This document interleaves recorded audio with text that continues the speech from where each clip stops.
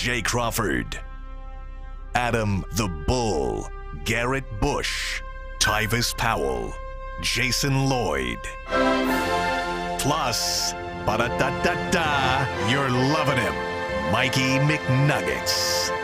And so many big names, it would take me hours to say all of their names. The ultimate Cleveland sports show starts now. Booyah! 74 hours until we kick the Steelers' ass. There it is. I really think we're going to win this game. Welcome to the Ultimate Cleveland Sports Show. It's the original three. That's right. Adam the Bull, G. Bush, Jay Crawford. Thanks so much for spending time with us. Mikey McNuggets behind the glass. Earl's not here today. It's his birthday. Happy birthday, Earl. Happy birthday. How old is Earl? I don't know. 36 years old. 36. Somebody asked me yesterday, and I said I'd guess him at 35. So when I answered that question, I was exactly right. We have a large range of ages in our crew, from Director Steve, who's, how old are you, Steve? 61. 61 through Anthony, who's what, 25? 26. 26. Yeah. Yeah. Typical American company right We there. represent every decade, right? Yeah. We got one guy in his 60s, Jay and I in 50s, G is in his 40s, Earl in his 30s, Mike now in his 30s, right? 30 on the dot. Yep. And Anthony in his 20s. Very good. I like it. You out here like moving it. around? Yeah. Busy show. Bernie's going to be here. He's bringing with him, I don't know, maybe you guys saw this on social media because it was kind of making the rounds. Did you guys see his new shoe? No. I didn't, but he's been all over social media everywhere. Like His new shoe is, J-Rock did it, and I think it might have been an Italian designer. Orange shoe with a brown tip, Oh, nice. a zipper on the side, and a couple of buckles in the front. Very fancy. when did Bernie get all this money? I don't know. That's your man. You know. I don't know. I just told him make sure you bring a pair with you. That's crazy. So like, he'll be bringing a pair of his shoes with him. I'm gonna check them out. You know you hit when you have your own shoe. Yeah. That's Like- that's America's status. Are they calling it the Bernie? I think the box and the packaging has BK19 on it. Oh, love it. So I'm looking at it right now. I did not see it. yeah, you hadn't seen it yet. I'll be damned. It is a Bernie Kosar shoe. Yeah. And it's like Is Bernie the oldest athlete to ever get a signature I shoe? think he has to be, right? I mean, I'm making a joke, but I also For the first time. Yeah. This I mean, this dude, Bernie Kosar, is out here challenging me. you give it 2 thumbs He up, is. Mikey? What do you think? I like the shoe. Because of the colors? Yeah, I don't know if I like the buckles. I don't know if I like. Can you know, show it? man, Can you Man, put don't it be in? a hater. Well, he's gonna bring them in, so I mean, it's a little tease. We're like losing regular lights stuff. out We here. just lose a light? Steve, I don't know what happened. We just lost the backlight for Bull. John came in yesterday to fix that. Well- It just went out again. So Done we'll dust. make Looks another like request. he's going to be back because we yeah. lost It's like it. I'm in the witness It looks protection terribly program. dark. Can we take Bull's camera? It looks Yeah. terribly dark. Minimowski out here. Yeah, there you go. I'm Yeah. in witness. I'm almost in witness. You know what? He Still still looks looks good. great on camera. Thank you. He still looks Look at good. that handsome devil. The rugged, handsome look. Adam the Bull. I've been growing my beard out too. He looks even better now. Very well done. Inappropriate. That's Steve. inappropriate. That's what it looks like when I ain't got glasses on. Yeah. I can't imagine that. I have 2010. When I put someone else's glasses on and I figure that's what they see without glasses, That's crazy. I instantly get a headache. It's crazy. Yeah, you're not If I- supposed to do that. Yeah, if No, I don't know, have- but if I like know. to see like how bad could it be. Yeah. Yeah, it could be worse. And before we jump into topics, I just saw this across the Twitter feed literally right now. Jim Donovan expected back this weekend. Yeah, Oh, nice. I was talking with some of Jim's closest pals upstairs in sports. And when Jim left, he said, my goal is November, December. And here we are, mid-November. This guy is a warrior, boys. Bull, or I think you kind of get what he's gone through because your wife Liz went through Yeah, it. sure. It is debilitating. Yeah. It takes every ounce of your strength to try to get back. Yeah, I mean, he's still, But he's even doing when it. he's back, he's not going to, I mean, it still is a factor in his life, I'm sure. Of course it is. Yeah. It's always going to be. But just the fact that he's able to come It's back. remarkable. You know the energy it takes to call an NFL game? I do. Well, I've never done an NFL game, but I've done a football game, and it takes a ton of energy, does. and it's impressive. It's amazing, especially at his age, because the treatment for these type of cancers, I don't think is the exact same. I don't know is the exact same type as my wife, but they're similar. But it just beats the crap out of you. And Wow. so for him at his age, when it's even harder when you're older, to be able to deal with all that and come back to work, it's pretty impressive. Very impressive. Yeah. We can't wait. We cannot wait, Jimmy, to get you back in that booth. It's just, and not to disparage the guys that have come in. That's a very difficult job to do. Number one, Yeah. it's incredibly difficult because you're filling the shoes of an absolute legend. Right. But for him to be able to come back and do it, kudos to you, Jim. We're thrilled to have you back. I think the Browns And did a he good did it. job rotating some interesting people in there. I really haven't heard everybody. Yeah, it and was- I think Chris Rose did Chris a game or Rose two. did it. Andrew Siciliano did Siciliano from NFL it. Network. And Paul Keels, of course, the voice of Ohio State. Yeah, I like that. Wow. I heard did not his. He hear was Paul. really good. Well, Paul is Yeah, tremendous. he's great. Yeah, I Yeah. love listening to his calls on the radio. First of all, he has like the quintessential broadcast voice. Yes, It's no unbelievable. doubt. Yeah. All right, our first hello and good morning to Mikey McNuggets. Hey there, Mike. What's up, guys? No Earl, like we said. Happy birthday, Earl, one more time. Hope you enjoy a little bit of time off. We got a big show today, and we're going to start with a FanDuel read and then get into a doctor explanation of Deshaun Watson's Excellent. shoulder injury. But first, if you're looking to score early this NFL season, FanDuel is America's #1 sportsbook and is the only sportsbook you should be using because right now, new customers get $150 in bonus bets with any winning $5 moneyline bet. That's $150 if your team wins. So if you've been thinking about joining FanDuel, there's no better time than right now to get in on the action. The app is so easy to use. That's a McNugget promise. They have a wide range of betting options, including spreads, player props, over-unders, and much, much more. So visit FanDuel.com/UCSS to kick off the NFL season. FanDuel, an official partner of the NFL, an official partner of the Ultimate Cleveland Sports Show. And here's our winning FanDuel ticket of the day. We got to get up on Tagboard real quick, and if you want to give me the FanDuel ticket. But our guy, Kyle Schuler, hit a same-game parlay that turned $1 into $17. He bet more, could have won a lot more, a 17-1 cash out with a Denver money line. Javonte Williams anytime touchdown scorer. Cortland Sutton 45.5 receiving yards, over 3.5 receptions, and Javonte Williams over 55.5 rushing yards. That $1 bet won $17, but still a nice win there for our guy Kyle Schuler. If you have a winning FanDuel bet, tweet it at us. Showcase it on the show in the upcoming news. First of all, you know Kyle is beating himself up for only betting $1 on that thing. Yeah, I know. He is. Instead of like $10. 10 would have given him 170. Exactly. Number two, interestingly, people always talk about nobody respects the Browns. Well, Vegas does, because even though Deshaun Watson is out for the season and not playing in this game, the line has not changed that much. No, it's good points. changed.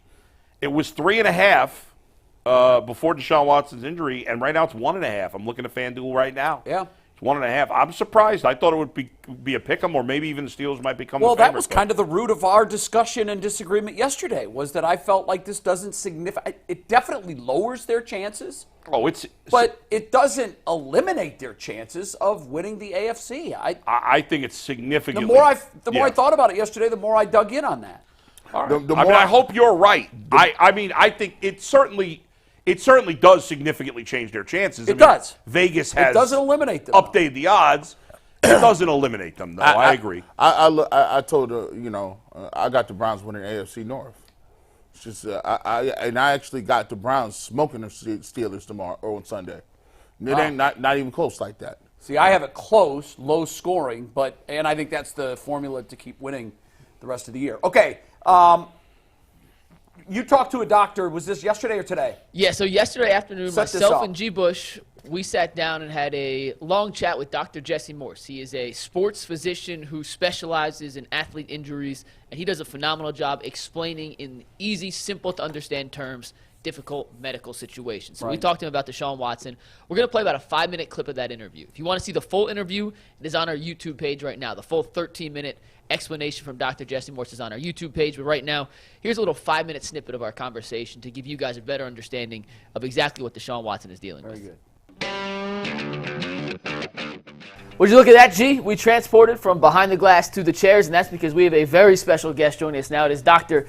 Jesse Morse, a sports physician, to help us kind of understand the injury that Deshaun Watson has suffered. Doctor, I know you specialize in this kind of thing. It's a glenoid fracture. What does that mean for people like myself who are not medical professionals?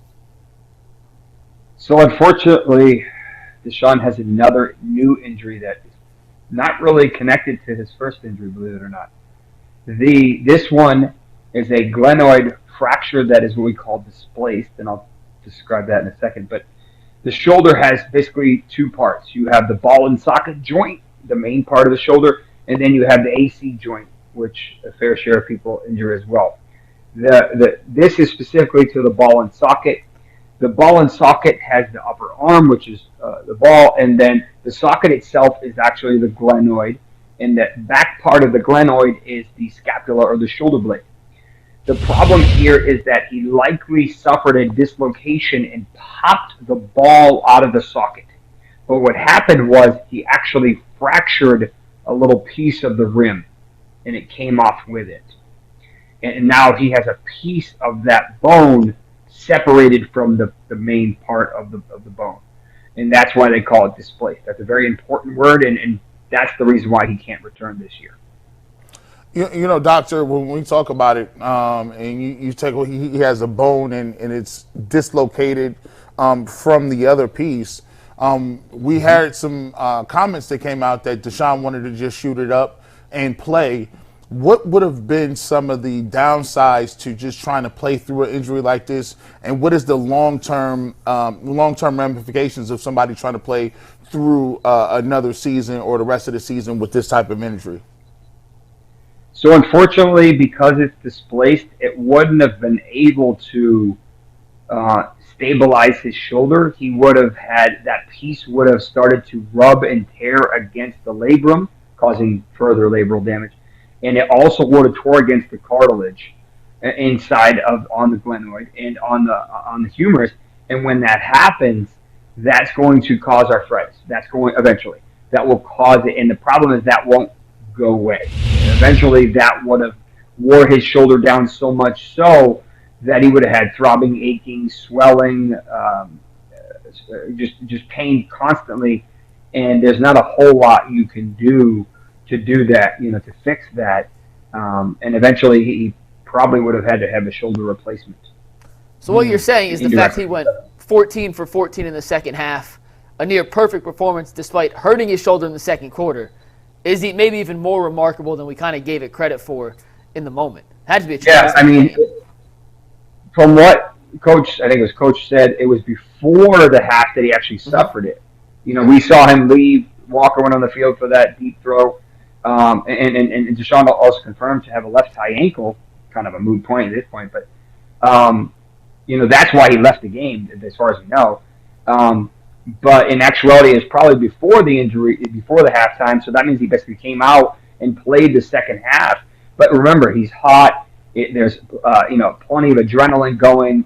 He probably had some discomfort, but it wasn't enough for him to be concerned. But when he shuts the thing down, the inflammation starts, and then you finally realize, hey, there's a piece of bone that's dislodged, and the labrum's probably beat up. There's just no way that you can safely send him back. A, because it's going to be just not safe, and B, because of how much money he's owed, and it's a throwing shoulder injury. It's not like it's his non-throwing shoulder. In that regard, maybe you give him a week or two, or put a brace on him, and it's fine. But you can't do that with a throwing shoulder, unfortunately. Doctor, moving forward, the timetable, we look at it. He missed a lot of time with the other injury, and obviously he had the micro tear. What's the timetable for the recovery of something like this? So the good news is that he should be pretty much good by OTAs. He shouldn't have any issues. Depending on how aggressive they are, I'm assuming they'll be very aggressive. They'll probably have surgery today or tomorrow. The only question we don't have is how much of his labrum is torn. My suspicion is, and you can Google this, if you want, that the specific definition of what he had is what we call a bony Bankart, Bankart lesion, which basically means you dislocate the shoulder, you pop a piece of in order to hold the ball, to hold in the socket, the labrum actually holds that ball in the socket. So the only way it can pop out is if you tear the labrum and allow it to pop out. Well, normally they pop out without any issues. This time, unfortunately, there was so much force that it actually popped out and pulled a piece of bone with it. So the question is, how much do they have to repair of the labrum? And so that's kind of the determining factor. Usually 6 months, they do really well. At 9 or 10 months, I think I'm not overly concerned. This one should be, the data-wise is pretty good, not very common. This is a pretty rare injury for a throwing quarterback, but it can happen, obviously. And I'm not expecting a whole lot of changes. He'll have to work on his mechanics and so on and so forth after he comes back. But I think he'll be he'll be good to go probably by June, July of next year. Beautiful. That is Dr. Jesse Morse. You can follow him at Twitter at Dr. Jesse Morse. We appreciate the insight, knowledge, and hopefully we don't have to talk to you soon, because when we talk to you, it means something bad happened to the Browns. Doctor, we appreciate it. Best of luck. My pleasure. Take care.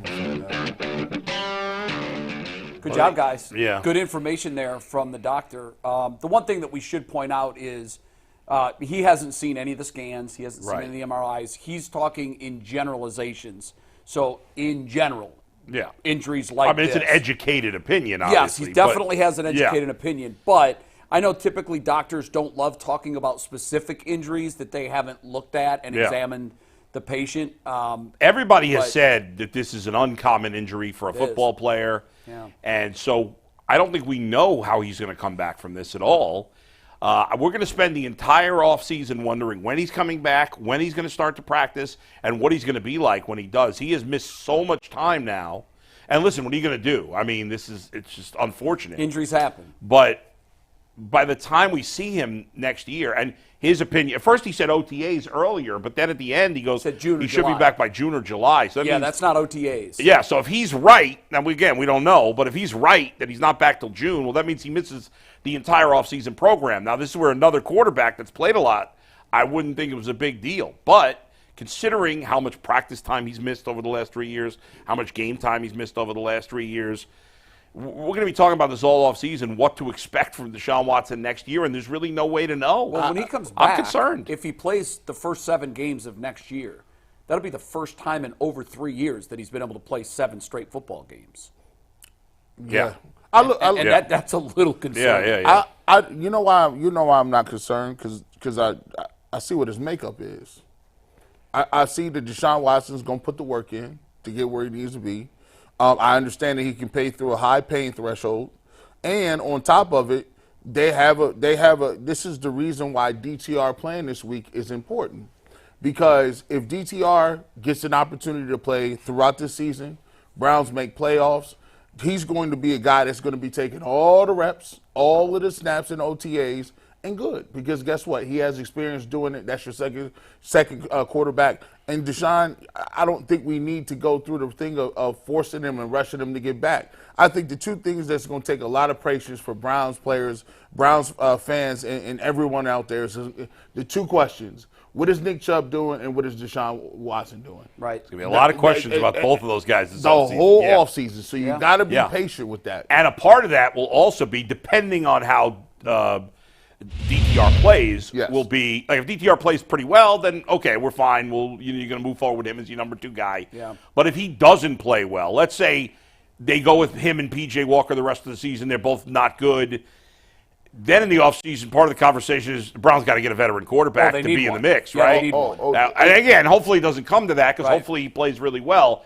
But that could be part of the offseason conversation. I actually believe whether DTR looks good or not, I think the Browns need to invest more money into that position, because once again, we said it when he heard it the first time. You don't understand. You don't know if he comes in. Well, gets it. I think if DTR looks good, he's your backup. Yes. Right. But barring him coming in and playing really well these last 8 games of the season, I think you definitely have to make an investment. Even if the Browns win, like, they won games with P.J. Walker in spite of him, not because of him. He was not the reason if they won. If they win a few more games and they get to the playoffs and they are somehow able to get through that way, in spite of P.J. Walker, in spite of DTR, you still got to think about it. If he's contributing to them winning, then we're not as worried about it in the offseason. Exactly. That's a big difference. Then you're where every other team is in terms of a backup quarterback. Exactly. Someone that you feel if you had to come in a pinch. Right. The Browns right now with P.J. Walker did not have that guy that they felt comfortable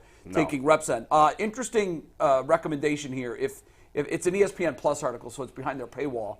But Dan Graziano wrote a fascinating piece about Deshaun Watson's contract, the implications of that contract, both for the Browns, and there was a lot of chatter after the contract was signed. In fact, Bisciotti came out with the Ravens owner came out and said, was critical of the Browns, saying they shouldn't have done this. There were some that thought that this would, reconfigure the pay structure in the NFL. It did not. Nope. And Graziano's basic premise is, if this thing had worked early on and was a huge success in the first 2 or 3 years, teams might have looked at it and said, well, maybe this is the way you got to do business. But because of the way it's worked out, because the first 2 years of the 5-year deal have not been what they had hoped, he said that this just further entrenches the thought that teams are good giving 3 years guaranteed and working for the 4th and 5th and having options just because it didn't go the way the Browns had hoped it would. I do think it changed the pay scale some. It didn't fully change it. It didn't change the guaranteed part of it. It did to some degree. Guys got more, like Lamar and Burrow got a lot more guaranteed than I think they would have before Watson. But nobody got fully guaranteed. No. And there was some concern in NFL circles, especially amongst general managers, right, that, oh, hell, this is the new way of doing business. Some would argue it should be, that players should get fully guaranteed. Well, listen, that's a different argument altogether. Right, but now look. Yeah. Because of the way that, and we're 40% through the contract, right, and we know what it's given us. So there's still, the last 60%, you could hit pay dirt on that. It's like you've got 5 scratch-off windows on a ticket. First 2 were null and void. You got 3 to go. You could hit pay dirt in one of those. Right. And if they do, then they'll reassess the way they look at guaranteed contracts. But right now, particularly the way it's worked out, nobody in the NFL is saying, well, this is what we have to do. But in the end, in my opinion, sorry to cut you off, G, the only reason Joe Burrow maybe didn't get his last year fully guaranteed is because he was willing to do that. Sure. Right. If Joe Burrow had said, you're guaranteeing me the whole thing or I'm not signing, they would have had to do it. Well, look, Lamar did that, and he didn't win. Lamar wanted full guarantees, and the Ravens didn't get it to him. He's always been a flawed case study, though. He plays the doesn't game have an different. agent. He didn't have an agent, and he runs the ball in the way he plays. Sure. And he's shown that he can't be durable. But if Mahomes coming up, if Pat Mahomes says I want guaranteed, they're just going to be like, all right, because they're if they have don't give it to him. if they don't give it to him, somebody else will. Now the difference there is you're talking about the premier quarterback, absolutely, the guy, the Tom Brady of this generation. And if he's the Tom Brady, I believe Burrow could be the Peyton Manning, and he could have got that. Burrow's guarantee was it was basically the same as Watson, only slightly below. It was the below. guarantee. Yeah, the total contract, which he'll get unless he has a devastating injury, is more, but his guarantee was slightly below. Your throw in there, unless he gets a devastating injury.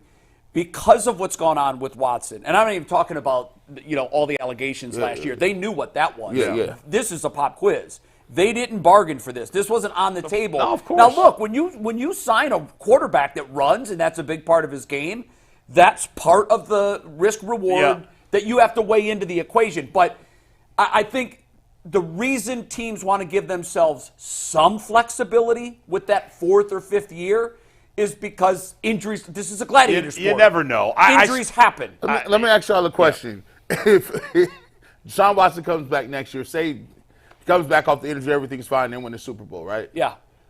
Do you think he'll get another guaranteed contract? No. Even if he wins the Super Bowl here? Partly because of age at that point. How old is he? How old is he now? Well, he'll be 30. I think he's around 30 right now. Yeah, isn't he? and look, that doesn't mean that someone 24 won't get one. Yeah.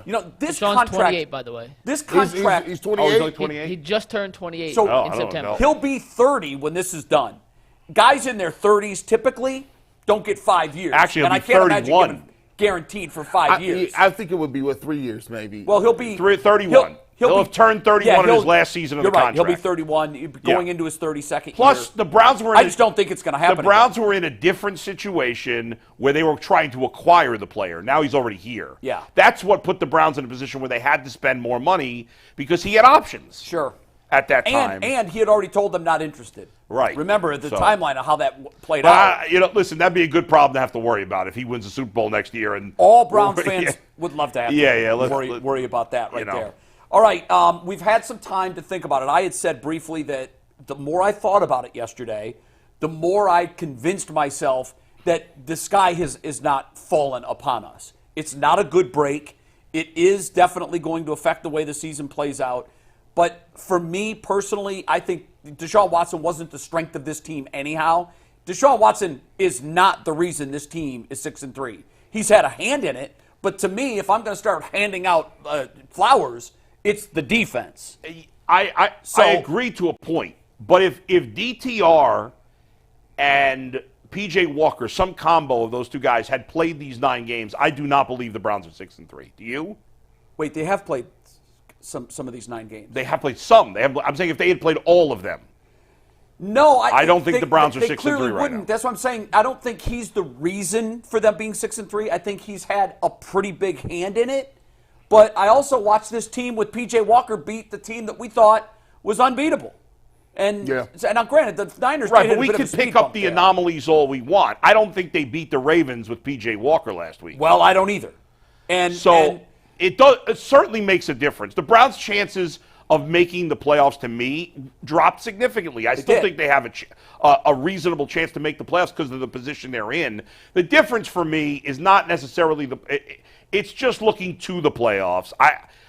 Again, I hope I'm wrong, and if DTR plays well, I'll probably feel differently. But at this moment in time, I just don't feel like they can make a run in the playoffs. Run into playoffs, that's easy money. I did a blog the other day. You halfway there. You go 4-4, you're in. You're saying a run in the playoffs. Oh, in the playoffs. Yeah. Okay. Well, here's my thing. Here's why the Browns scare a bunch of teams. Like we keep saying it, and Leroy says it all the time. What travels? Defense, running game. The Browns were dominant. I went back and watched the Ravens game, the Ravens all 22 in the perspective of the Ravens. The Ravens, all 22 guys, the guys on the internet, they're like, listen, this Cleveland Browns team is scary, and we have nothing for them up front offensively or defensively. These are Ravens guys breaking the all 22 down. He said the way they run the football between the guards, we have no answer for Jadeveon Clowney, or excuse me, Myles Garrett. Like, we have no answer for him. And the way that they play physically, they just look like they wanted more. David Njoku said something when he came on the show. He said a lot of people don't understand this. Like, we got something special brewing in here. Yeah. And when people start to have synergy and believe it, it's a different type thing. If you look at the Cleveland Browns and you say, okay, well, we beat the 49ers when everybody had crowned them.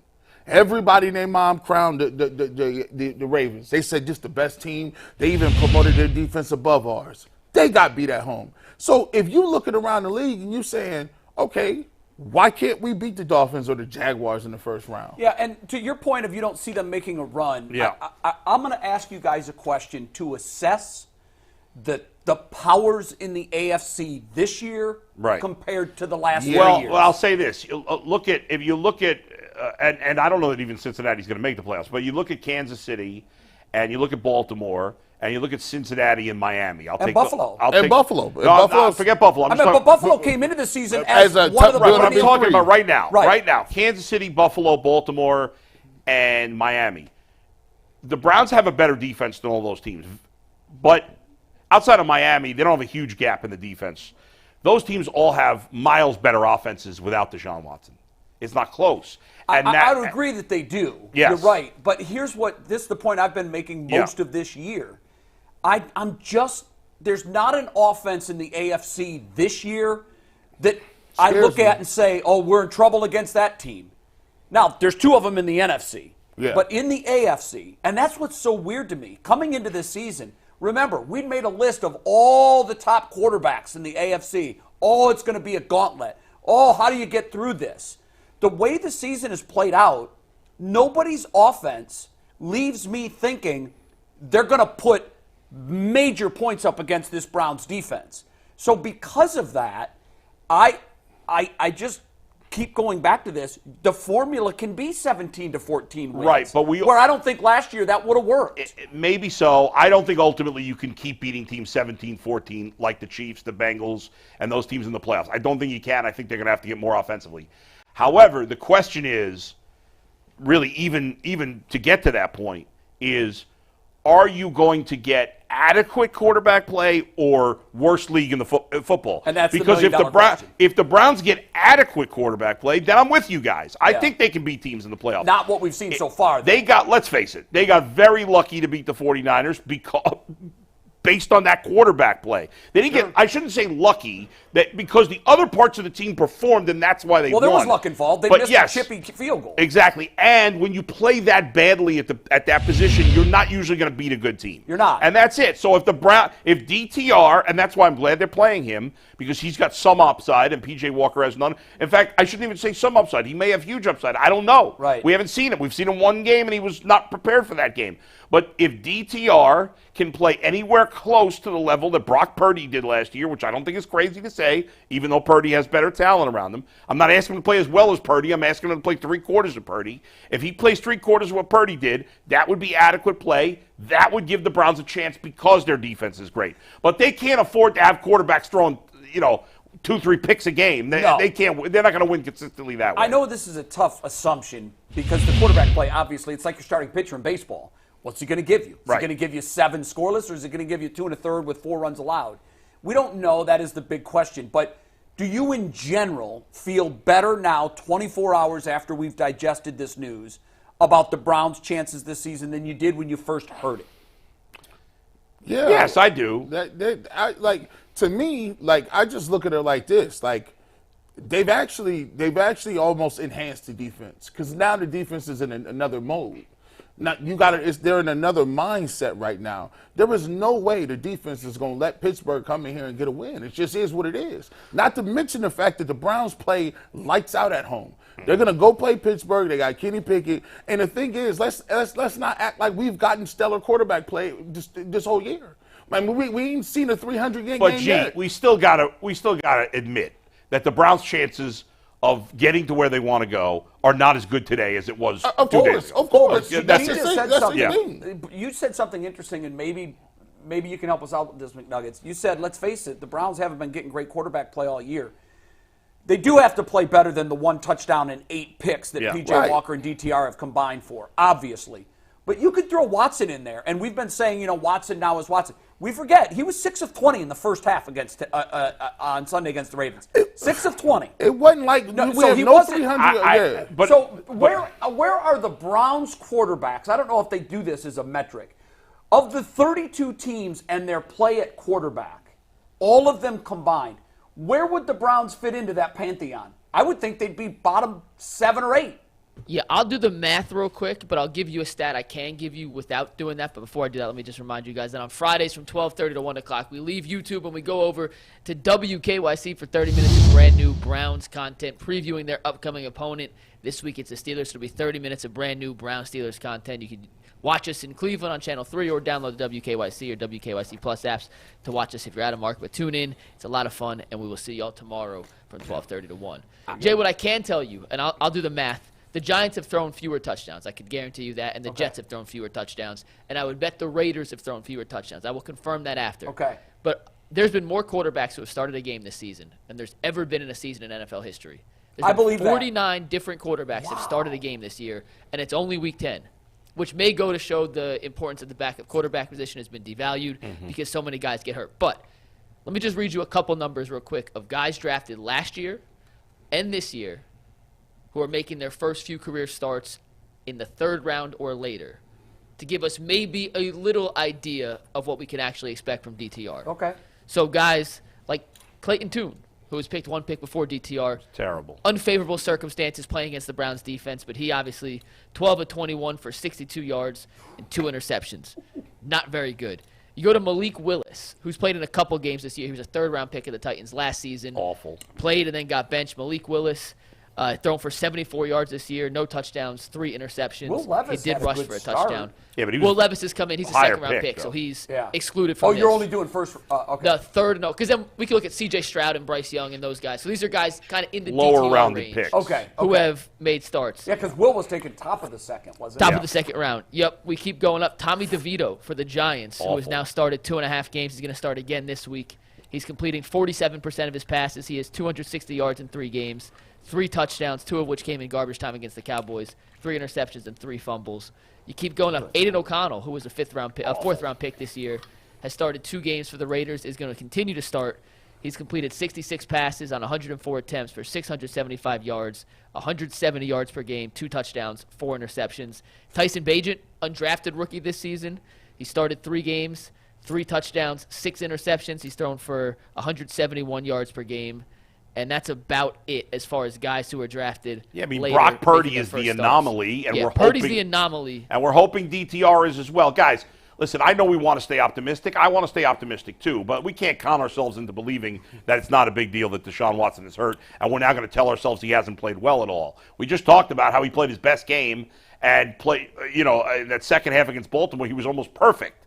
The reality is they probably wouldn't have won that game without him, and there's going to be other games this year where it will cost them not having him.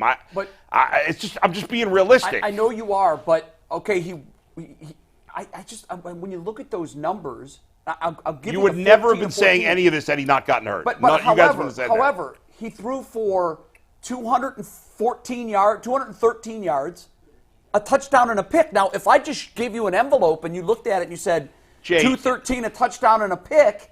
Jay, before he got hurt, we said nothing bad about this game. No, and here's why. Because the bar was so much lower than this. He was 6 of 20 in the first half. Let's be honest. Come on. The gap between Deshaun Watson, even what he was here, is huge between him and DTR or PJ Walker. It's huge, and there's no way it's not a factor. You're being unrealistic. No, I'm not. You are. I mean, it's obvious you are. Come on now. 220 and a touchdown and a pick? So here's Jay, you came on here on Tuesday. He was perfect in the second half. He was going bananas. I'm giving him credit for the second half. I know that. So you can't put a blindfold on and pretend. No, you're putting the blindfold on. In the second half, there's about 5 to 10 quarterbacks in the league that can do what he did. And those guys aren't on the Browns. And in the second half, and he got them that win. Right. However, what you're discounting is this: they don't have. We got the best defensive player in the world. I'm not discounting that at all. But what I'm saying, not at all. Jay, if they didn't, I wouldn't give them any chance. But to say that Deshaun Watson, there is a big. Of course, there's a huge difference. You know that. And no, I never refuted that. What I'm saying to you is, I've always said from the jump street, I've been very clear about it. The Cleveland Browns, even when they had Deshaun Watson at 100%, I said the strength of what the Cleveland Browns are is not Deshaun Watson. It is Nick Chubb in the running game. Come on, let's be realistic. You picked him to throw for 5,000 yards before the season. How many times have I said that? How many times have I said you have to run the ball more? Ad nauseum. But for 2 years. Did you not say Deshaun Watson was going to throw for 5,000 yards this season? I came up You with... can't pretend you didn't think he was going to be a huge part of the offense now. But guess what? When you get new information, Bull, you can change your mind. Because he wasn't playing well. And then he started to play better. So he's playing better. And they don't have Nick Chubb either. But what I'm saying to you is, yes, you don't have those things. But one of the things that you do have, when something happens on your team, people got to step up. Like, I'm confused. My thing is this. They should have beat Seattle with P.J. Walker throwing balls off the helmet. Shoulda, woulda, coulda. If you say that, then I said they should have lost to San Francisco. You can't say they should have beaten Seattle. The point you win the games you win, you lose the games you lose. The point is they've been in every single game this year. No, they haven't. Except for the Ravens. Right. Where they didn't even get to do it ready until 10:30. Right. So my thing is, why do I feel like now, the rest of the season, they're going to fall off? What do you mean fall off? You don't think there's going to be any fall off at all? Hey, let me ask you guys this then. Yeah. Take Watson out the equation. We got DTR against Pittsburgh on Sunday. Yeah. Watson's not here, so there's no point in comparing DTR to Watson at this point. What can you actually expect from DTR? Why are you sidelining the conversation here? Yeah, I know. He's trying to move it along. I'm just saying, we can argue DTR versus Watson all day, but Watson's going to get a game against Pittsburgh. I agree somewhat. I just... 225. I think... right, and let me just throw some numbers out. And I think in the grand scheme of things, does this hurt? Yeah, he's our starting quarterback. Of course it does. Particularly when we take a look at the last half that he gave us. Right. But for the season, Deshaun Watson has thrown for 1,100 yards, 7 touchdowns, and 4 picks. Okay. Yeah, give me DTR and PJ Walker's numbers. Okay, Jay. now we know that what they are. They were 1 touchdown and 8 picks. Okay, that's a huge difference. Now, okay, so I can't look at these numbers, 7 touchdowns and 4 picks, 1,100 yards.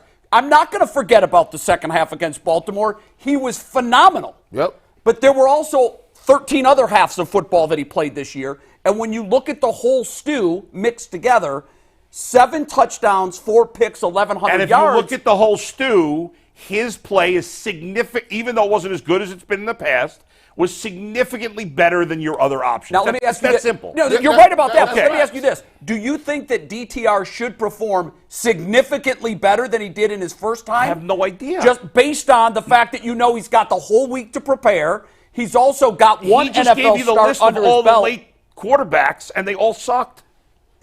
I'm not going to say Will Levis sucked. Will Levis was taken. Jay, Will we're not Will talking Levis about. was taken a, We're not talking about Will Levis. He was a top 40 pick. Will Levis. okay, so if we're going to ignore him, then we'll throw in Brock Purdy. So my thing is, out of all those quarterbacks, which one of those quarterbacks was named the backup besides DTR? Nobody. So What are you obviously, talking about? Clayton Tune was the backup their whole year. obviously they felt DTR was better if they gave up Josh Dobbs, and Josh Dobbs is better than all those quarterbacks. They kept Clayton Tune as their backup and got rid of Colt McCoy. But what I'm saying to you is, Yeah. you can't put DTR in the same position as those dudes, because if you look at what's happening, if you, All I said, you said, what do I expect? I said, I have no idea what to expect. We don't know. That's it. You're trying to force me to say he's going to have some And you're success. trying I to don't force know. us to say, oh, it's significantly different. Of course it is. Deshaun Watson has been a great player and has been solid when he's played the last two Vegas games. said you have the worst quarterback in the league here. So Vegas we don't said know. the Browns were a 3.5-point favorite with Right. Deshaun Watson. Now they're saying they're a 1.5 favorite. Vegas also dropped their odds of winning the championship. Cut it in half, essentially. From what to what? Let me bring it up. I'll bring it up. I told you yesterday. It was a significant difference. I got to find it. Why don't you guys talk while I look for it? Yeah, look, we're never going to agree on this. You guys are What I'm conning saying yourselves, and I get it. You need to do no, that. I'm not conning anything. Yeah, you What are. I'm saying Come on is now. we lost a quarterback that threw 7 touchdowns Here and we 4 go. picks for 1,100 yards. Vegas certainly didn't flip the line like it did The when Browns are 50-1 to win what? The Super Bowl, And what were they the day before? 28. So Okay, I mean, but still, 28-1 to 50-1. That's a huge change. Really, it's not in Oh in my sports God. terms. Yes, Bull. it is, It's- Jay. It's a big difference, but when you get past 4-1, everything is thrown up in it. If you go from 4-1 to 8-1, it's All the right. same thing that happened to the Fine. Browns. Go ahead. I just think that you And by the way, you brought up the line as an example. Yeah. And then when I brought up a line, you're blowing it off. I'm not blowing it off. I'm saying you're saying that 28-1 to 50-1. Oh, pack That's the a bags. huge difference. Pack the bags. We're not making a Jay, playoff run. for the 8th time, I have not said pack the bags. Not once. You keep accusing me of saying pack the bags. Bull. I have not once said pack the bags. This I'm saying it's a conversation- lot harder, and you're not acknowledging It that. is harder. You're making it I'm seem not like gonna it's say no it's a lot difference. harder. We lost a guy that was 7 touchdowns and 4 picks. but you Is that better than a guy who's 1 touchdown and 8 picks? Sure. Significantly? Well, yes, it is. Okay. Of course it Fine. is. But Fine. we can't assume, because really it's no touchdowns, 3 picks. Because DTR's the guy now. Okay. So, P.J. Walker's not playing for this team. Okay. He's not. So I'm looking at DTR. Yeah. He completed almost 60% of his passes. He threw no touchdowns and 3 picks. His first start, hell, go back and look at Peyton Manning's rookie year, how many touchdown or interceptions that and guy we're not threw. saying he Peyton Manning. Of course not, but there's a learning curve to this. Yeah, And I'm not saying he's going All to right. figure it out in 5 games. So but you I like think his the chances. odds of a 5th-round pick being good is high No. for a quarterback? No, but I did see Brock Purdy last year, so I know it's doable. Of course it's doable. And in Cleveland, we're believe land. Of course we're going to it's believe doable, that this can happen. And we all hope it's going to happen. I'm just trying to do a little realism, and you guys are trying to paint me in a corner like I'm purposely being negative, It's and your I'm opinion, not. Bull. I It's your wa- opinion. I At the end of the day, you may well be right. They may miss the playoffs. I didn't even or say they're going to miss make the playoffs. and lose the first game. I'm not even saying they're going to miss the playoffs. I think they got a decent chance still to make the playoffs. I'm just saying 2 days ago, I thought this team could really win a Super Bowl, and now I think it's a miracle if it happens.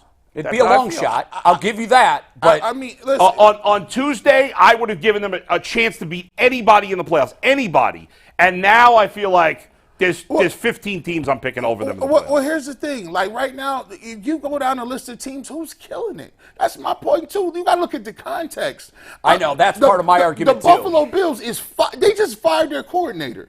the Now, Bills and Bengals were widely considered 2 and 3 in this division. they're 5 and They're on 4. the outside looking in right now on the playoff. Right now is irrelevant. We're at the halfway point of the season. It's irrelevant, but it's that's all we've got. That's the only thing you Yeah. got. Well, the Chiefs are 7-2. So and so if And pretty damn good, and too. And think about this. The Browns go out there and boat race the Steelers. The Browns are 73. The Chiefs are 72. Yeah, we're absolutely. not only that. So my Well, the thought, Chiefs are playing also, so they won't be 7. They'll either be 7-3 or 8-2. And they So- play the Eagles. They So could be lose that 7-3. game. The Browns could be 7-3. It's the so my thing is, yes, is it more difficult? Or some of the games that you go down the line that used to think you got? I thought with the Broncos game was a gimme. I thought a lot of the games at the end of the season might be gimmies, but guess what? Not Those anymore. games are competitive now, Yeah. right? And that's it. That's the nuance. It's like way harder for them to reach their goals. It's competitive. That's all I'm saying. These games are going to be competitive. There's going to be a shootout, and there's probably 1 or 2 of those games that you may lose that you thought you could win.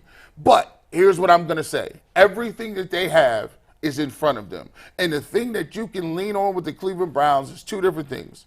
Special teams, you got a kicker, you got a punter. They've been playing lights out. You got the best defense in the league that has shown you that they can go on the road and beat good teams. That type of stuff carries, and all you need is them. Think about it. All you got to do is not turn the football over. That's the key. Punts is okay.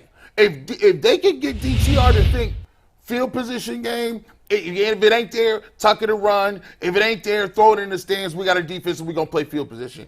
If you could get him to play smarter, not necessarily more productive, smarter, the Browns have a shot in every game. And here's an example of that, what you just said. And I like that Stefanski now has a week where the only student under his wing is him. Is DTR. Right. He's going to be coached up like he hasn't been coached up yet. He's going to be in all the extra meetings. He's going to look at tape nonstop every day. He's the focus of Kevin Stefanski and Alex Van Pelt. One of the quarterbacks that Bull slays on this show on the regular, and by the way, I agree with you, is Kenny Pickett. Kenny Pickett is a middling quarterback. But you know what Mike Tomlin said this year? We got to operate under the idea that we can't give the football away. We don't have an explosive offense. So here's our formula to win. Our defense is going to kick your ass, and we're not going to turn the ball over. I mentioned Deshaun Watson's stats, 7 touchdowns, 4 picks. Kenny Pickett, 6 touchdowns, 4 picks. They're 6-3. This method of football can win if you don't turn the ball over. Now, DTR, we don't know that it can win. We don't know if it can win when it matters. it can win in the regular season, and that's where we are right now. You can't get to the playoffs until you get through the regular season. Yeah. So I think I understand where you're coming from. And by the way, normal, the quarterback play they're likely to get the rest of the year. Likely, not definitely. If I'm wrong, then it doesn't matter. Is likely to be even worse than Kenny Pickett. I would expect it will be. Yeah. However, with this defense, and Pittsburgh has, I think our defense is better than Pittsburgh's. I would agree. And they've managed through smoke and mirrors. This is a team that through 9 games has not outgained their opponent once. Yet they're winning 67% of their games.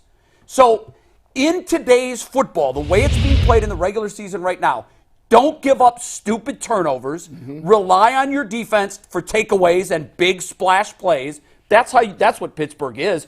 I like our run game better than Pittsburgh's run game. And I do too. And let's be clear. Lamar Jackson gave the game away to the Browns. All you got to do is make Deshaun Watson go 30, 90, 100 yards, but you gave up a pick 6. Right. Made That it easy. pick 6 hurt you. I don't agree with you on the run game. I think Jaylen Warren's better than anybody the Browns have. I think our overall run game. I'll take our overall yeah. run game over Pittsburgh. I take our offensive line. I take our offensive line. I would They're take the physical. Browns' offensive line if healthy, but right now it's, now Yeah. they're certainly dinged up. All right, Mike, Real I know quick, you want to before pivot. we move on, DTR is speaking to the media right now. Oh, good. And he had a quote that I want to read you guys, and then we'll get at least one more thing before we move on to a Nick Chubb revenge game, and then we welcome Aditi and Bernie Kosar on the show. But DTR was asked, what's the difference between your week 4 start and getting ready for this game? And he said, and I quote, "I know what to expect now. I'm not just stepping out there for the first time. I know all my keys. I know where the guys are supposed to be. I'm not just going out there wide-eyed anymore. I've grown a lot, and I'm proud of how much growth and progression I've made, the maturity I've seen since then. Reps are everything, and we're finally on the same page now instead of just winging it." I like that. It's now, awesome. He still has to go out and play, but I think that's a really thoughtful answer, and that's exactly what I want to hear him say. To my point earlier, that now he's the only student under Kevin Stefanski's wing. I have seen Kevin Stefanski. Look at the games that this team has won under Kevin Stefanski with, I think it's 5 different quarterbacks have won games, maybe 6. That's pretty impressive right there. He's done. This is the thing that makes me even say what I'm saying. I wouldn't have said this a year ago. They play hard for Kevin Stefanski, and on top of that, these guys is fired up for the fact that they still don't get no credit. Like people think they're gonna go away. And that's what Kevin is telling them. People think you guys are just gonna go quietly into the night, finish the year off, and woe is me that Deshaun ain't here. But the problem is, they had that adversity last year. They played without Deshaun for a whole 11 games last year. They had their lumps. They had the ups and downs. They played without Deshaun the most part of this year. Ups and downs, he's in the lineup or whatever the case may be. I said it weeks ago. I told them that they should have put him on IR at the time. And half the reason I said that is because you can go to your team and say, hey, look, Deshaun ain't coming back. He can't save you. So I need each one of y'all to put that individual cape on and understand that it's the collection of the unit that's going to get this done. And you ask yourself a question. How many defensive players is crying, saying, woe is me? I ain't heard from none of them yet. You won't. You ain't heard from nobody on the defensive end of the spectrum because they understand what their job is, and they've shown you time and time again. Look at the plays with David Njoku running down the field and nobody can't tackle him. Look at them pushing the pile. All those things were other players, not Deshaun Watson. So that ain't going nowhere. You still got. Is it solidified? Do you think that it can go up a notch just because now it really is like everybody thinks we're done? That's why I said the Pittsburgh Steelers got a rude awakening. When they get in here, they're going to find a caged animal. Like, I've seen the Browns play at home where it's like, wow, these dudes won't even let them get a snap off. That's the way they're going to play. What were the stats, Mike? We were going to do this yesterday. The stats we're going to do it tomorrow. So okay. A little teaser for tomorrow, but we are going to get into the Browns. You'll want to tune in tomorrow because the stats of the Browns at home this year they win that game. Are head spinning. They really are. They jump off the page at you. And, you know, look, I know no one's talking home field advantage anymore, but you can bet they haven't stopped thinking about it in that locker room. They're going to be ready. They know what's in front of them. And so think about when you start playing with that confidence and you just beat Baltimore, you're not scared about Pittsburgh at home. And given the fact that you've had Chubb gone, your quarterback's gone, you're down to your third or fourth tackle. Jim Brown passed away during the first part of the year. The national media won't give you no credit for anything that you do. It's about the Ravens and the Steelers. They're going to get out there, and it's going to be different. It's going to be different. I'm telling you, Browns will be 7-3. Book it after. Save this clip. Wow, we want book it. Save this clip. Book it. Save this clip when you run that back next week on Monday. The Browns will be 7-3. Let's roll. I've seen some of the headlines that we've sent in, and you are not alone in picking the Browns. Let's just put it at that. We got to read. We're going to move on. Before I do a read, I do have some poll results. I put a question in the YouTube chat and just said, how big is the difference? How big is the gap between Watson and DTR? The three options were huge, Minimowski, or no difference. Minimowski. And 78% of the gap between Deshaun Watson and DTR is huge. So just a little YouTube chat. There's some realism out there. I was surprised. I'm surprised by that, too. And I even voted for huge. I'm surprised. You voted for huge? Now, yeah, I did. In truth, like, the difference between huge and Minimowski is where the truth lies. Yeah. You didn't give any middle ground. It's either huge or Minimowski. Well, Minimowski's middle. I know, but here's the thing. If he plays like he did in the first game with 3 giveaways and no touchdowns, then yeah, huge. Right. But if 1 touchdown and 1 pick beat the almighty Baltimore Ravens. The almighty Baltimore Ravens in Baltimore. 1 touchdown, 1 pick.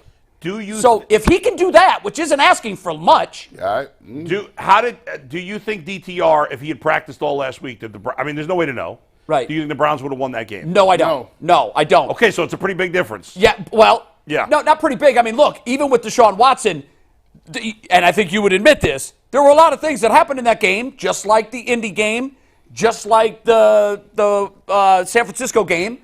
We got some breaks, and I'm not going to apologize for those. We deserve the breaks.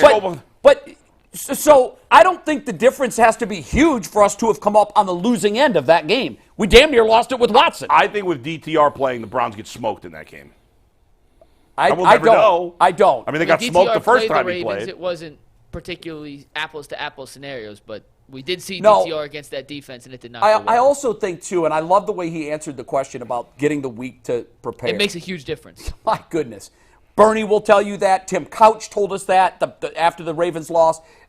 And you don't even have to have played the position of quarterback to understand what the difference is between being thrown in the fire at 10:30 on a Sunday or all of your game week reps were preparing for you to take the field. The reality is this game will determine the true confidence because this will. confidence that I still have some confidence in the team. But Bull, it's week to week. I believe you guys have a little overconfidence. I have confidence. But whatever, we'll see. If they lose this game and he plays really poorly, all that confidence is going away. It is. Whether but it's a again, week-to-week league, which it is, or not. Even if he goes out there and plays well, I'm certainly not sticking in it's my flag in the DTR moon saying he's arrived. Well, a lot of it's fans a week-to-week league. A lot he of can fans look will. like crap this week. Yeah. He can look great next week, and it can easily flip. Sure, but it always happens. And everybody's emotions on what they feel about the Browns the rest of the season will change. Which based is on why that. I think that we're being a little bit of prisoners of the moment, and we're definitely factoring in recency bias when we look at the loss of Deshaun Watson as this is like the Bengals losing Joe Burrow. Or the Bills lose, it's not. Hey, I didn't see. Look, I just maybe I don't feel the same way. I've been drinking Kool-Aid all year, and I remember when the Bengals couldn't run the ball or do nothing. I remember I was there. I was there when the 49ers looked like they couldn't do nothing at all. And Deshaun Watson wasn't on the field. I just saw them come back and beat the Bengals. Or the Colts. I seen them go to Seattle and look good and have that game. I didn't see them play a lot of these games this year. And not once, whoever was at quarterback, did they just outright get smoked. They just haven't. Except when DTR was. Except that DTR game.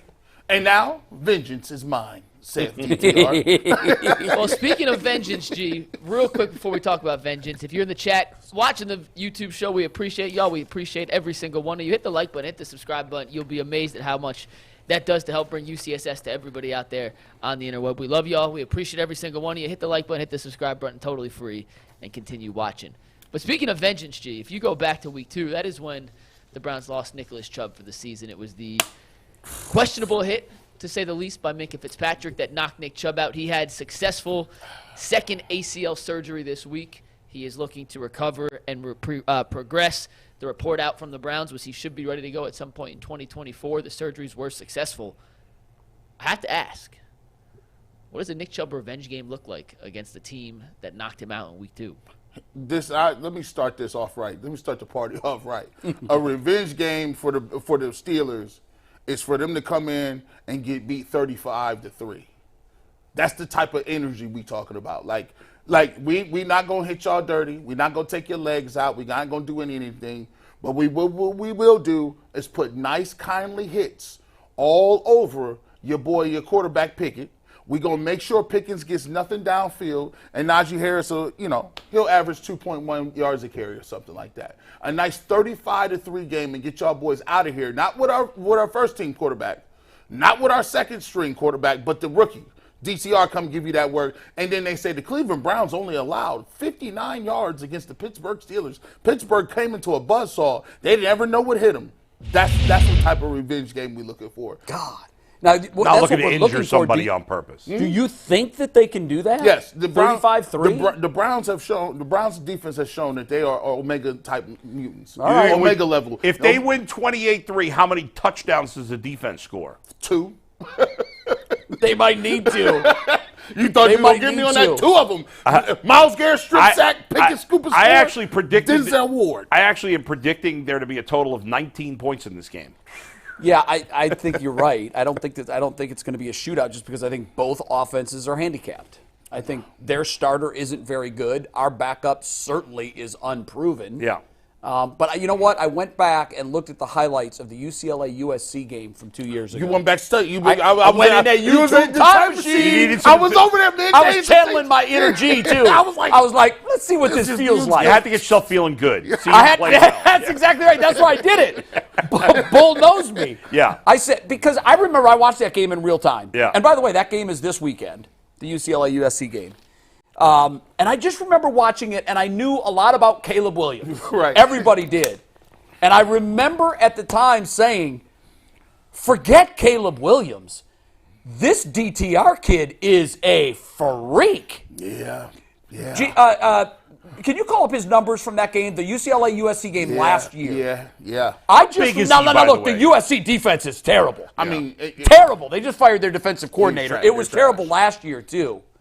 But my goodness, man, he was doing that. Chip Kelly had him looking crazy out there. it was really impressive. And when the Browns drafted him, I immediately went back to, okay, what was I saying about DTR at the time? And here's exactly what I was saying. I got your numbers, Jay. What were they? Against Southern California last season, 23 of 38, 309 yards, 4 passing touchdowns, 3 interceptions, 2 rushing touchdowns, and 81 yards on the ground. So he was doing it all. I remember he was running a lot. What I thought of, though, immediately, I thought when the Browns called his name, I thought, man, I like that kid. What was my impression of watching that whole USC-UCLA game? He's little. Yeah. He's actually 6'2". I thought he was shorter than slight. that. But I don't he's mean very small. slight. Yeah. He is slight. And I remember thinking, and I said at the time, I go, this kid with 30 more pounds on him Be nice. would be a high first-round draft pick. But that obviously wasn't the case. He was just too skinny. And that was my first impression. But when I went back and looked at the highlights, now obviously the highlights just showed all of his highlights. Right. I didn't see his 3 picks. I do remember now that you said that. He threw a couple of balls that I didn't like. But I just, in general, remember watching him orchestrate, and I thought his field presence was way up the charts for a college quarterback. Now, it should be pointed out, that was his 5th year of starting at UCLA. So he should have. He started more than, I think he had a Pac-12 he broke the record. He broke the record for most starts. Gee, I'm going to tell you a Dorian Thompson-Robinson stat that's going to get you hyped more than anyone else. And I'll let you guys continue. You guys ready? This is All right. I was trying to figure out how to work this into the 5-pack of McNuggets, but I have no context for this besides this one stat. All right. Before last year's NFL Combine, Josh Allen had the record for the fastest throw ever recorded at the Combine at 62 miles an hour. Dang. That'll And then kill last a year, person. Dorian Thompson-Robinson gun. came to the NFL Combine. Uh-oh. And Dorian Thompson let that bad boy rip. 62 miles an hour, tied Josh Allen. That's for the impressive. 2 fastest throws ever recorded at the NFL Combine since they started recording in 2012. So 11 years of data. Hey. The 2 fastest fastballs ever let rip on the Combine, Josh Allen. Think of the quarterbacks that have gone through that with the DTR. gun on them. He's going DT. See, this is the funny part about it. It's scary at the same time. It's like you telling the girl like, hey, you always like this girl. You say, hey, yo, you want to go out with me? She say, yeah, don't hesitate. You kind of nervous, like, why she say yes so fast? But at the same time, you be like, oh, I'm excited. Now I got to do it. I got it. Like DTR brings a certain level of excitement. He's gonna try. He's not. This is the problem. It's a gift and a curse. There's 2 or 3 times a game he's gonna feel like I can get that off. Yeah. Because I'm not just. I got DTR. I'm DTR. I got a whole nickname already, and I'm starting. I'm gonna try to fit that in. That's the difference between him and a regular backup he's going to make some throws and plays that you didn't think he could, and you'd be like, wow, that was beautiful. And then there's going to be some times, no, please don't do that. Yeah. This is obviously obvious, but the key for the Browns to continue to have success is to never fall behind too much. Yeah, I know they that's can't obvious, come from behind. If they're down 21 points, it's a nightmare. That's the biggest point of the year. It is Captain Obvious, but you're right. I mean, they're not going to come back from that. I just heard this stat from Ian Eagle. I don't know that we had discussed this, but I interviewed Ian Eagle on my podcast last night. It'll be out today. He's calling the Browns game this week. I didn't realize this, but the Browns, it was the largest comeback they've ever made against an AFC North team last week. That is confirmed. They were because 0-59. They're 1-59 now, when down by, was it 14 points? Correct. Against AFC North opponents. And so obviously they can't afford to be down a lot. And that's what the defense, which has played extremely well this year, has to be even better. But the defense has had some lapses. Like it has. Baltimore, first 2 drives. I mean, Indianapolis. You can't. You can't allow that kind of they have to be performance. And now you got to put when Myles Garrett is not on the field, he's got to be in bubble wrap. Man, because if something happens to him, then the season's really over. Hey, listen, then I will join you on the significantly. Hold on. Let me give you that. If anything happens to Myles Garrett, I will take my gear off my earpiece. That cannot happen. Knock on everything. Move on, because knock on glass, knock on wood. I might cry. You'll have to keep me away from sharp objects. I mean, you just got. They should just and keep. Bull will then believe in curses. Yeah, they should keep him in a bubble when he's not on the field Man, and I just like roll that. him around in that You bubble. think people cry when Nick Chubb got hurt? Yeah. They will be visibly shaken. Like, Yeah. I will be, listen, I don't know if I got to take some days off. But the defense, like Myles Garrett knows, and these guys know, they have to win these games. Now, again, I'm not saying DTR is going to suck. I'm saying I have no idea what to expect. And the odds, again, not a short thing, based on where he was drafted, make you think it's not likely he's going to be very good. If he is, that's a great bonus. But either way, the Browns have to go into the rest of the season with their defense saying, we have to kick ass every week. There's got to be no let-ups. Yeah, and you mentioned that they're going to have a heightened sense of awareness. It's a bad sample size. I don't even know why I'm asking you to do this. But it's just fun to get. But I'd like to know. My mind went there. How many yards did DTR throw for in his first game? DTR in his first game threw for 121. He was 19 of 36. Yeah, go to 23, Steve. It's 121? 120. These are ugly 121. numbers. 121. Yeah, see, that has to be. I always do it on yard per pass. That was yard not good. per attempt. He had 36 attempts for 121 yards. It's 3.6 yards. Yes, per attempt. That's about as bad as it gets. I mean, you can't do that. That's Pittsburgh bad. And they was 5 widening it up that game. They Yeah. was just going now, back to now, I wanted to ask you early this morning. I said I got to remember to ask G this. What changes are you making to the offense for him, specifically for him? Oh, listen. First of all, the RPO game is in effect. I would think so. Full effect. Now, think about it. RPOs did come around when Deshaun Watson was running them, but that got kind of thrown out of the game because of him being injured. You don't want to, expose him to unnecessary hits, right? Sure. So that was out of the game. So I think RPO is a huge part of it. The quarterback run game, not necessarily him scrambling around, but quarterback draws, quarterback power plays, different things like that. And the thing that I saw on film going back to it, and the way that they started playing the Cleveland Browns, and we talked about it a couple of weeks ago, and I think Kevin Stefanski has learned it as quarterbacks. The Browns do a really good job of check releasing. So now you start to see David and Njoku who are giving those tackles flippers. They're just coming down, blocking them. Nick Harris is coming out and putting helmets on people to slow down that pass rush. But then once they give them the flipper, they're out in the flats. And now David and Njoku is out there with guys dropping in the coverage, and he has a 5, 6, 7 yard head start. Right. And he's catching that ball and turning it up, and they can't tackle him. And those plays were open. Those plays were open during the first part of the year. The quarterbacks just weren't acknowledging it. They weren't patient enough to get to it.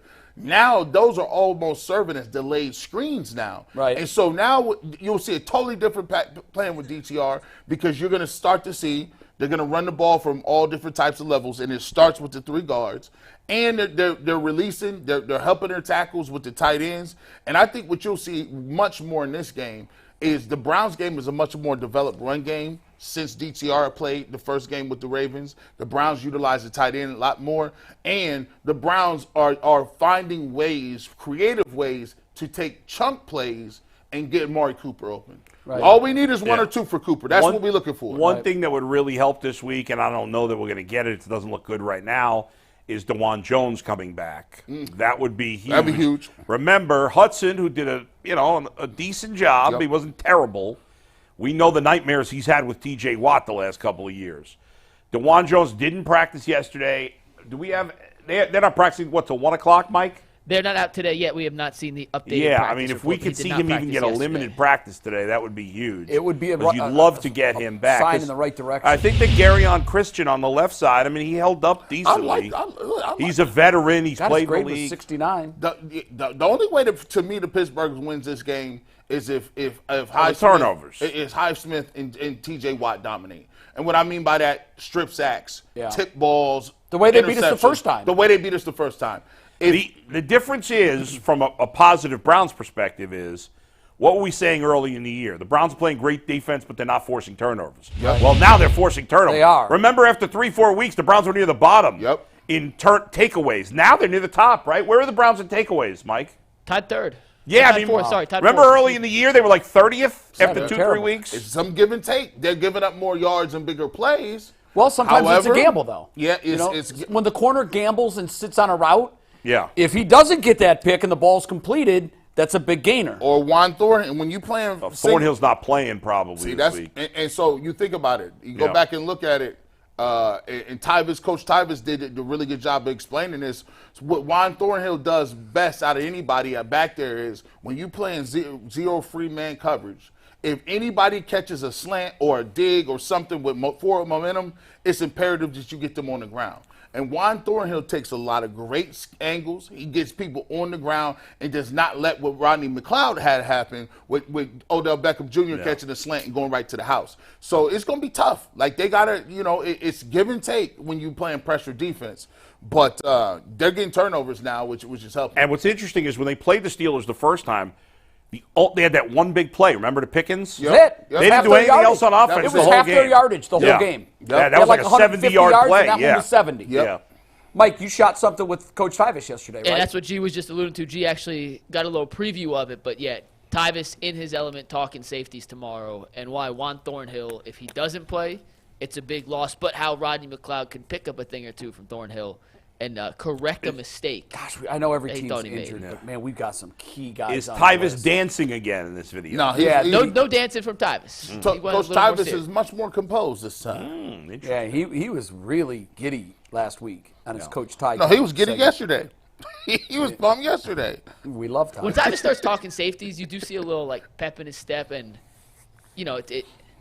I love Tyvis. He's our dude, but he gets a little giddy smile when he gets to talk about, when I played at Ohio State, I did this, and I'm like, all right, Ty, you played? Mike, let's be fair. Never heard about You that. do the same thing. and you play go- Division hit your III. basketball- I told you, I like it. I'm a fan of it when he does McNuggets' it. glasses be raising. He be No, so but hyped. you He be kinda- like, oh, basketball. I do the same thing. You were Guilty as kind of charged. taking a shot at Tyvis a little bit.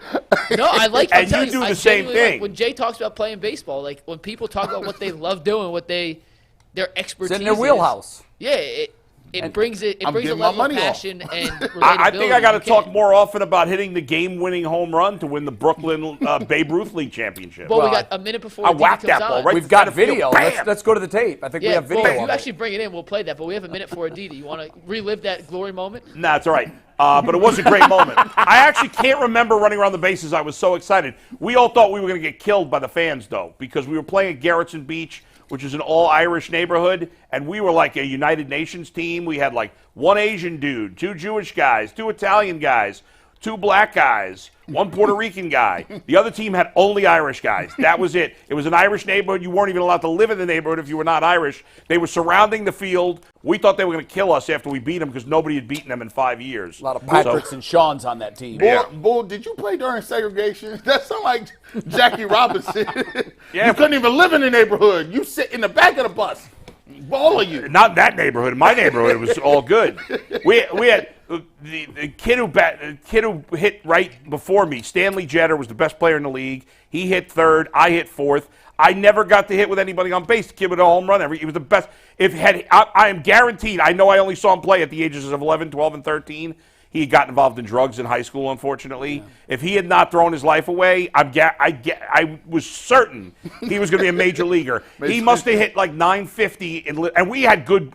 There's good baseball in Brooklyn. Sure. Like he was incredible. He was the best pitcher in the league. The best hitter guy was unbelievable. It's I funny hope that he's usually doing well the best now, hitter Stanley is the best pitcher. He was. But oftentimes, that kid at 12 or 13 yes, is as big as he's ever going to get, and they're as good as they're ever going to get. Possible, maybe that would have happened. Yeah. I thought he stood above. There were other really good players. I was a really good player at that age, and nothing happened after that. But he was amazing. I hope. Let me ask you a Stanley question. Jetter, if you're out there, buddy, I hope How do you're you doing spell better. his last name? You said Jetter. Jetter, Jetter, I believe. Oh, I you should have Great dropped the last T name. and just gone with Jeter. Yeah. Hey guys, real quick. Aditi's gonna hop on in 1 sec, but tonight, Bengals Ravens, big game. Can't If wait. you're a Browns fan, who should you be rooting for tonight? I would disagree with these guys because I asked them on Tuesday. I said I'm rooting for Baltimore. Well, now, But now it's changed with the Watson. with the I do think Watson it has injury. with the Watson. No. It has With the it. Watson Yeah. injury, now it makes more sense to root for Baltimore. Yeah. Because the Browns, it's going to be harder for them to make the playoffs now. Obviously, so you want a it's- team that's already down to fall further. Baltimore's making the playoffs. They are. Unless Lamar gets hurt and they completely fall apart. And look, even at 5-5, I mean, if a 9-8 made it last year, and I know they did it as I a don't think the division winner, Bengals are done if they lose this game. Yeah, we can't discount the fact that they still could make the playoffs. Right, but I actually think it's better, and for whatever it's worth, people treat these as facts, and I don't like that. The ESPN odds, they're not facts. They change every week. Of course. But according to that, the Browns' odds of making the playoffs are slightly higher if the Ravens win than if the Bengals win. Yeah, I would imagine that would be the case. I think it's so. I mean, look, they're still in the conversation for winning the division. So some might say, well, if Cincinnati beats Baltimore, then we win over Pittsburgh. We're in first place. We're in line to win the division. That's true. I'm with you. I still think Baltimore will win the division, and I want the death knell driven into the Cincinnati Bengals. Not that that's going to happen tonight, but at 5-5 with 7 to go, it's a big uphill climb. Both teams have 2 key injuries. The Bengals will be without T. Higgins, yes, and they are going to be without Sam Hubbard. Now, stunningly, Trey Hendrickson, who had a hyperextended knee last week and left the game late, is playing. Wow. And for the Ravens, they're without their left tackle, Ronnie Stanley, and they're without cornerback Marlon Humphrey. I think that's a big deal that they're without Marlon Humphrey. This is Russia versus China, and I'm looking for trench warfare. I need y'all to beat each other up. I need to be knuckles. Keep it clean. Keep it clean. But I need y'all to just go at it. I need y'all to limp off the field. Beat each other up. Don't say that. You're gonna remember what I said about that against the Steelers. I got killed for that. Can't even have somebody limping no more. We got Aditi joining us now, and today's interview with Aditi is brought to us by FanDuel, America's #1 sportsbook. Right now, brand new customers get $150 in bonus bets with any winning $5 moneyline bet. That's $150 if your team wins. So if you've been thinking about joining FanDuel, there's no better time than right now to get in on the action. The app is easy to use, and they have a wide range of betting options, including spreads, player props, over-unders, and much, much more. So visit FanDuel.com/UCSS to kick off the NFL season. FanDuel, an official partner of the NFL and an official partner of the Ultimate Cleveland Sports Show. Aditi, how you doing today? Where's she at? Hold on. I got a where's she at? Hold on, I got a question. I'm right here. Oh, you right here? Right I didn't get in an argument. I was in a grocery store, and somebody asked me, they was like, you weren't eating the ham, were you? You weren't eating food before you remember that story. Yeah, I'm going to eat all the ham. Like, they got samples. This lady was talking, and she was like, my daughter's getting ready to go to a dance or whatever, and she says, I asked her, I said, she's going to a dance. That's cool. She was like, yeah, today's going to be her first day of wearing makeup. And I said, whoa. I said, how old is she? She's like 11 or 12. What is the statute of limitation in the age on wearing makeup in an Aditi household? Like, I got to figure this out. I don't know if she was out of pocket or not. 12? That's early. Well, I feel like that's a special occasion, right? Okay. Like it's a holiday. So there's exemptions. I mean, that's totally different than wearing makeup to school every single day. But if it's a dance and you're getting a little lip gloss on and maybe a little blush, like I think that's acceptable as long as it's not an everyday sort of thing. But no full-blown smoke. My daughter's only 4, so I can't really. My daughter loves to play in my makeup. She doesn't actually put any of it on. Sometimes I draw her little tattoos with my eyebrow pencils, but she will occasionally take a powder brush and pretend that she's putting sparkles on her face. She's not really, but she pretends. Yeah, by the time I have kids, I'll be too old. Wearing makeup in preschool, that's not happening. Different cultures treat things like this differently, whether it's earrings or makeup or, depending on where you grew up or what religion you are, what country you're from. No, you know what? And Adam, that's such a good point. My ears were pierced when I was 2 months old, and I pierced my daughter's ears before she was a year old. And I know people who won't allow their daughters to have their ears pierced until they're 12. And for us, culturally in India, Indians do pierce their ears early. And I sort of thought of it as, well, she won't really feel the pain when she's a baby. Right. And why not? Didi, my mom tried to put me on punishment. I was 21 when I got my ears pierced. She tried to be like, you ain't going nowhere. I said, I'm bigger than you now, dog. I'm living in dorms. What are you talking about? By the way, this I'm is bigger than you now, dog. Yeah, really. This is really disturbing. I actually got sent home from junior high school, a.k.a. middle school, because and I didn't do this on purpose. I didn't even realize this was an issue. My shorts were apparently too short. Like I was trying to throw up my leg. Disgusting. Well, how dare you? Is that crazy? Because things were revealed from the shorts. I mean, like when you sat down, were people able Nothing to look was revealed. They were just slightly. Here's the crazy thing. So this is didn't you nuts. just say I'm long-legged? This is what the issue is? This is the thing, I'm Aditi. long-legged. He's not. I'm not long-legged. But here's the deal, okay? I'm trying, Jay. I'm Let trying. me explain that it was to a you. Let me brilliant explain effort. it to you, all right? In my junior high school, what they were trying to do is the girls, we liked it as boys that the girls were wearing short shorts, right? But because of the patriarchal society, they tried to prevent the girls from wearing short shorts. So if they were going to make a rule, they had to make the rule say nobody can wear shorts above Okay, the but knee. how short could these shorts have been? Were you wearing Daisy? Aditi, I'm trying to tell you, my shorts were like an inch above my knee. It was completely appropriate. It wasn't weird looking at all. But you couldn't have shorts above the knee because of this stupid rule. I bet there's Wait, but that wasn't talking the about era that when at you the were in middle school. It wasn't when basketball players were wearing those baggy shorts. Basketball players were still sort of wearing mid-thigh shorts at that point, right? Right, but I wasn't even wearing mid-thigh shorts. Mid-thigh shorts. I wasn't. Yes, they were wearing mid-thigh shorts, but I wasn't. It was just like an Okay, inch but this kind above of my begs knee. the question. With Yeah. Aaron, who chooses his clothes? And do you monitor? Do you say, no, that doesn't work, or yes, that's fine? I just his mostly mom let do him that? wear what he wants. Like this morning, he said, "Can he wear shorts?" Oh, I we said, have yeah. this fight every day in my house. Well, I mean, it's every going day to in be my house 60 we have degrees this fight. today, so I was like, "Okay, you can wear shorts." But he doesn't wear anything crazy. If his outfit looked ridiculous, I wouldn't let him wear pajamas to school. But he makes good choices. I basically let him choose. You know, if it's really cold and he's wearing a T-shirt, I'll tell him to throw a sweatshirt on top of it. But you got to let You know, kids my grow up a little daughter's bit. preschool. My daughter's preschool. The teachers tell me they know when I'm home and when I'm on the road at a game. Oh, wow. Because It's levels. Yeah, my Well, kids' we teachers just- would have said the same thing because Dad sends him to school looking a whole lot different than Mom Yeah, did. that's true. Dad, Oh, my my daughter, gosh, when she was I 7, look at she would these say, Dad, this pictures, I'm doesn't like, go together. Forget not even going together. Can you like run a brush through her hair, maybe? Can Yeah, she not yeah, I know. look- Yeah, I don't have to worry about that with my son. We're not running brushes through hairs. I'm sorry for derailing, but that was the funniest thing I've ever heard. I didn't know that Yeah. about Bulls. My Thank you, problem was Aditi. I let my mental image take over. So I didn't hear I mean, most if you of what guys are Bull done said. insulting me with your laughter, No, it wasn't insulting, then Bull. we can move on. I wasn't wearing shorts like But barely here's here. what I heard, and I was then wearing I a tuned Speedo. out. And Yeah. Aditi, I think you're the same way, and I know G you are. What I heard was when I was in middle school, I once was sent home for wearing shorts that were too short. Right. After That that, was nothing. it turned into the Peanuts phone conversation, and all I heard was wah wah wah wah wah. But Didi, I'll get us back on track because I got a football question. well, let me get us Oh, back you- on track. okay, I got a you football finish. question, and Aditi will appreciate this because last night, Aditi, I was interviewing the great Ian Eagle for my podcast, and I dropped your name in the conversation. Oh, We were talking about his broadcast.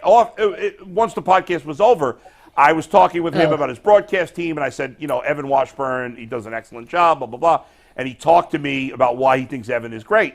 And I said, you're right, he does all those things. I said, you know who else does all those things? Aditi Kinkhabwala.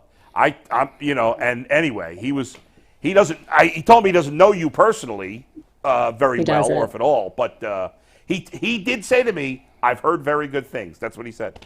So, well, to I appreciate that very much. so to double down. Evan on is that, Didi, outstanding. Well, my I'm sorry, girlfriend's what was not that? No, to double down on that, my girlfriend's not a big football fan, but she recognizes your voice now. And That's you're her right. favorite sideline Aw. reporter. So good. I do I have a hope serious that's a good question, thing. though. Serious football question. I was listening to the Zero Well, I Blitz appreciate podcast yesterday with Charles Robinson and Jason Fitz. And I'm curious if you have Okay. any knowledge on this, if you can confirm what they said or tell me it's totally wrong, but essentially Charles Robinson said that he had conversations with people that made it seem that Paul DePodesta was the one that forced Andrew Berry to trade Josh Dobbs. Have you heard anything along I those can't lines?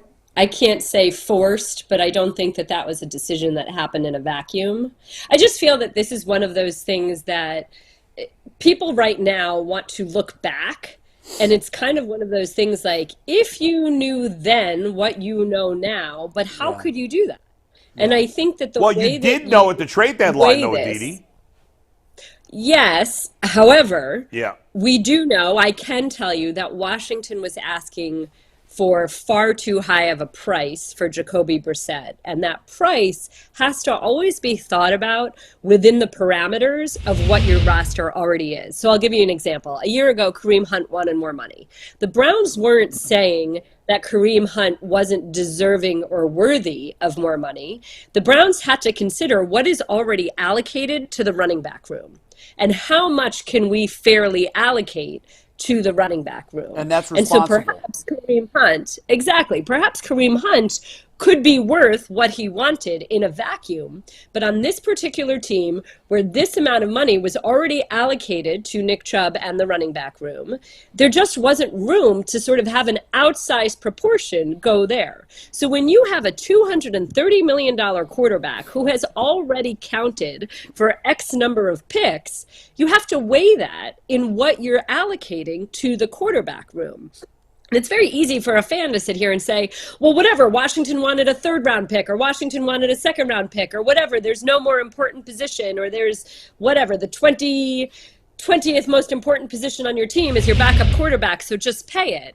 But that's not how the Browns do business. The Browns have to sit here and think about what's already in the quarterback room.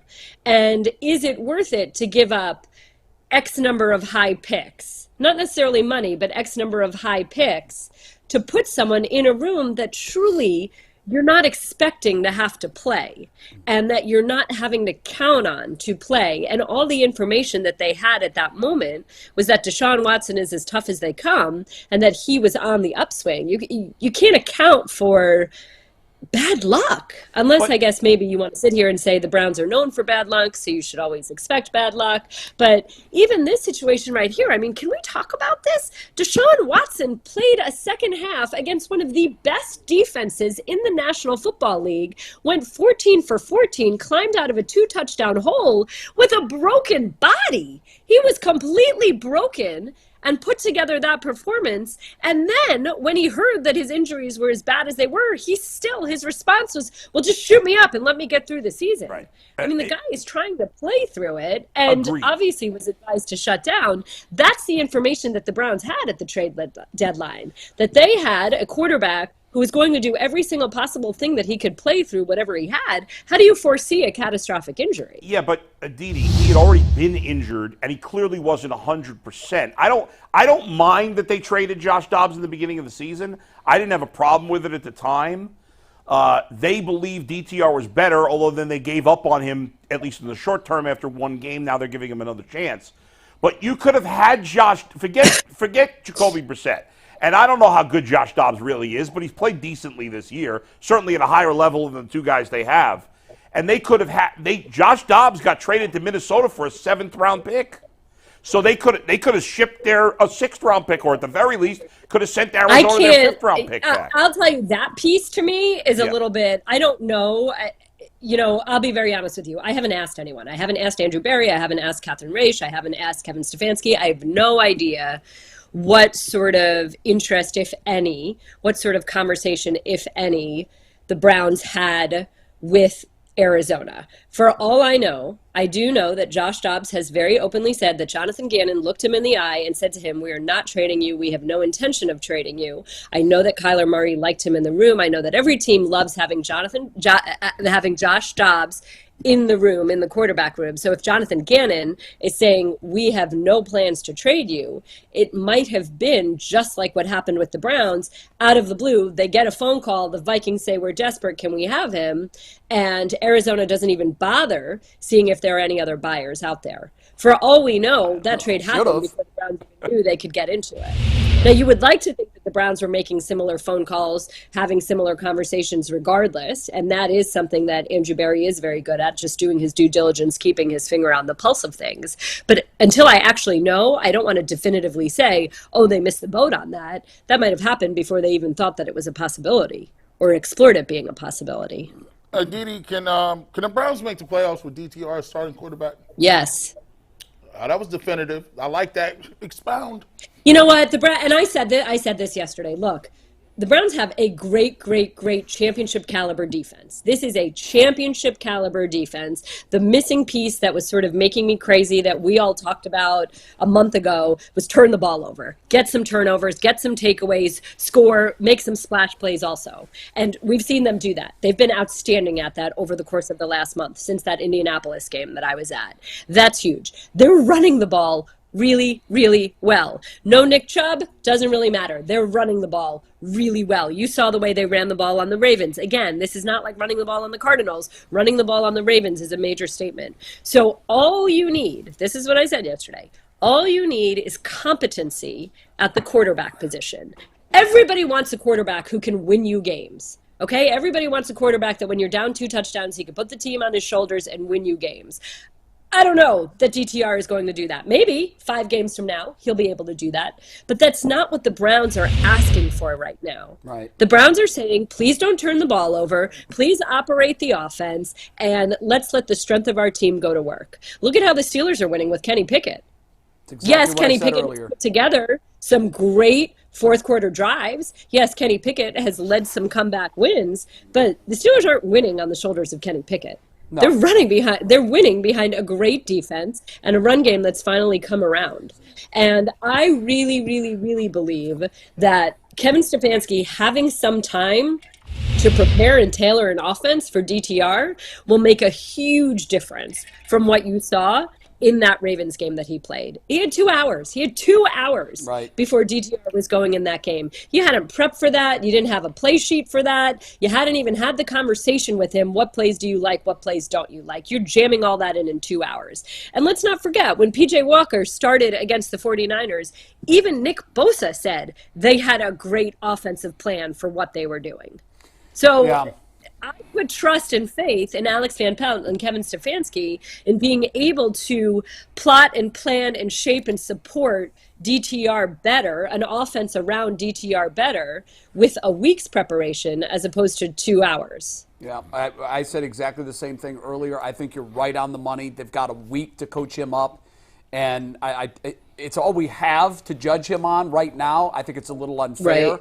Let's wait until there's more hay in the barn, and I think the hope here is there's a progression. I don't think he's going to look great against Pittsburgh. As you said, he doesn't need to be. The idea here is with each start, he gains a little more confidence. He looks a little better. And by the time the playoffs roll around, he's then got a half a season under his belt, and he's ready to take this team into the next stage of the season. Right. And I think, another thing here, and I've said this before, I've been around the Browns for, 14 years now. 14 years I've been around the Browns. I have never been around a Browns team that has this connected a locker room. Wow. And I know that there are a lot of people that think that that's woo-woo and who cares. But as somebody who's covered the National Football League for as long as I have, it really makes a difference when guys are playing for each other, when guys are hanging out beyond just, okay, we have to be on the practice field, when guys are putting in that time on their own, separate of what their coaches mandate to watch film or go over things. It does make a difference. This is a connected, close locker room. We've seen how the whole us against the world thing has worked for Michigan. It does work for teams. You've got a lot of veteran leadership on this team, on the offensive line, on the entire defense. I don't think it's a death knell. It made me very sad for Browns fans yesterday, not because I think their season is over, but just because it really felt like a corner was turned. It really felt like all of the drama, the roller coaster, the up and down, whatever the emotions were from the signing of Deshaun Watson, dealing with all the ancillary noise, it just felt like such a signature statement-making, get behind everybody win. I mean, that one play, I keep talking about that one play where the whole team pushed Jerome Ford an extra 10 yards, even little Elijah Moore, moving his feet like that. That play, I mean, that's just everything that's different about these Browns versus the Browns I've covered in the past. And so it's just, to be on that high and think, oh my goodness, here it is. And then to come plummeting down to earth. I mean, I texted Adam yesterday. I said, okay, hands up. I'm ready to believe in the curse. I guess it really is. So is he. It's crazy. No, you're right. Aditi, that play is, that's a dichotomy of the Browns season. And if they go on to do big things, and you say pick one play that sort of encapsulates what we just watched, I think that's it. All the guys on the field pushing towards one common goal despite the odds. Aditi, we got to run. Thank you. Go back and watch that play. Look at how Elijah Moore, Elijah Moore, basically my side, is in there. He's pushing it, and his feet are turning. They're turning, and Joe Patonio. He finally had a good game, Aditi. Look. Oh, stop it. Look all the way on the right. Look at it. Look at Elijah Moore. You see that little guy over there? There he is. I mean, I love that play. I can't stop watching that play. I know. I'm with you. It makes me Look smile at every time I Elijah see Moore on it. the right of your screen. Look at how little Back he angle is. is so much better. That's so It's funny. like he's pushing a blocking sled. Yeah. Aditi, thank you so much. We'll see you next week. Guys, thanks so much for having me. I won't see you next week. Oh, Steve you told off me I next- won't. It's That's Thanksgiving. right. Thanksgiving next week. week. Okay, have a wonderful Thanksgiving with your family, and make Thank sure you, your and kids' all shorts of are you always long too. enough. Yes. Don't send them to school with short shorts there, Aditi. Don't do it.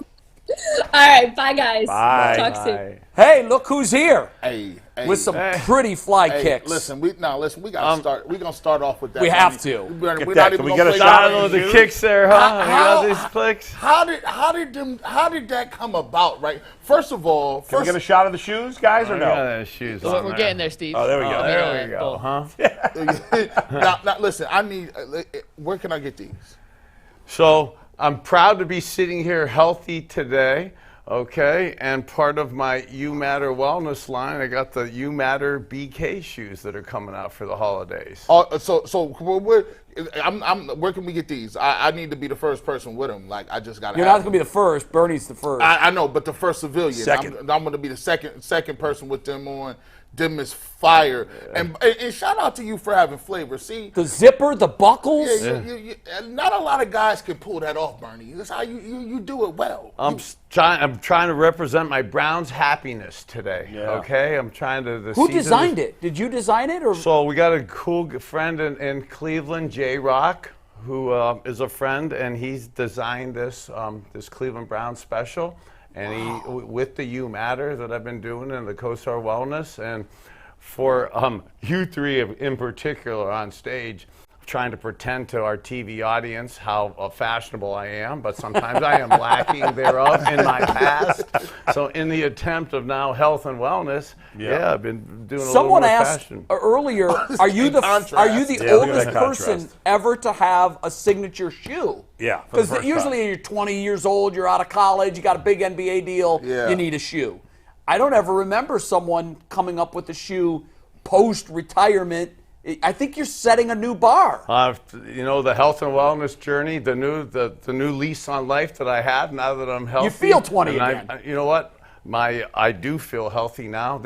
I've joked about this is the best I felt this century. So I didn't think about it like that. Mostly the young kids get the shoe deals these days. But for me now to have my own shoe for the holidays and then be able to give back part of the proceeds to the foundation and some of the stuff we're How do we doing get 'em? charity-wise. So right now I'm putting that together because it was a limited edition of it, and I was only just made a few of them and stuff. But the response has been enormous. I can and imagine. So we're working on that actually later on this afternoon to put these on my website. By the and way, stuff.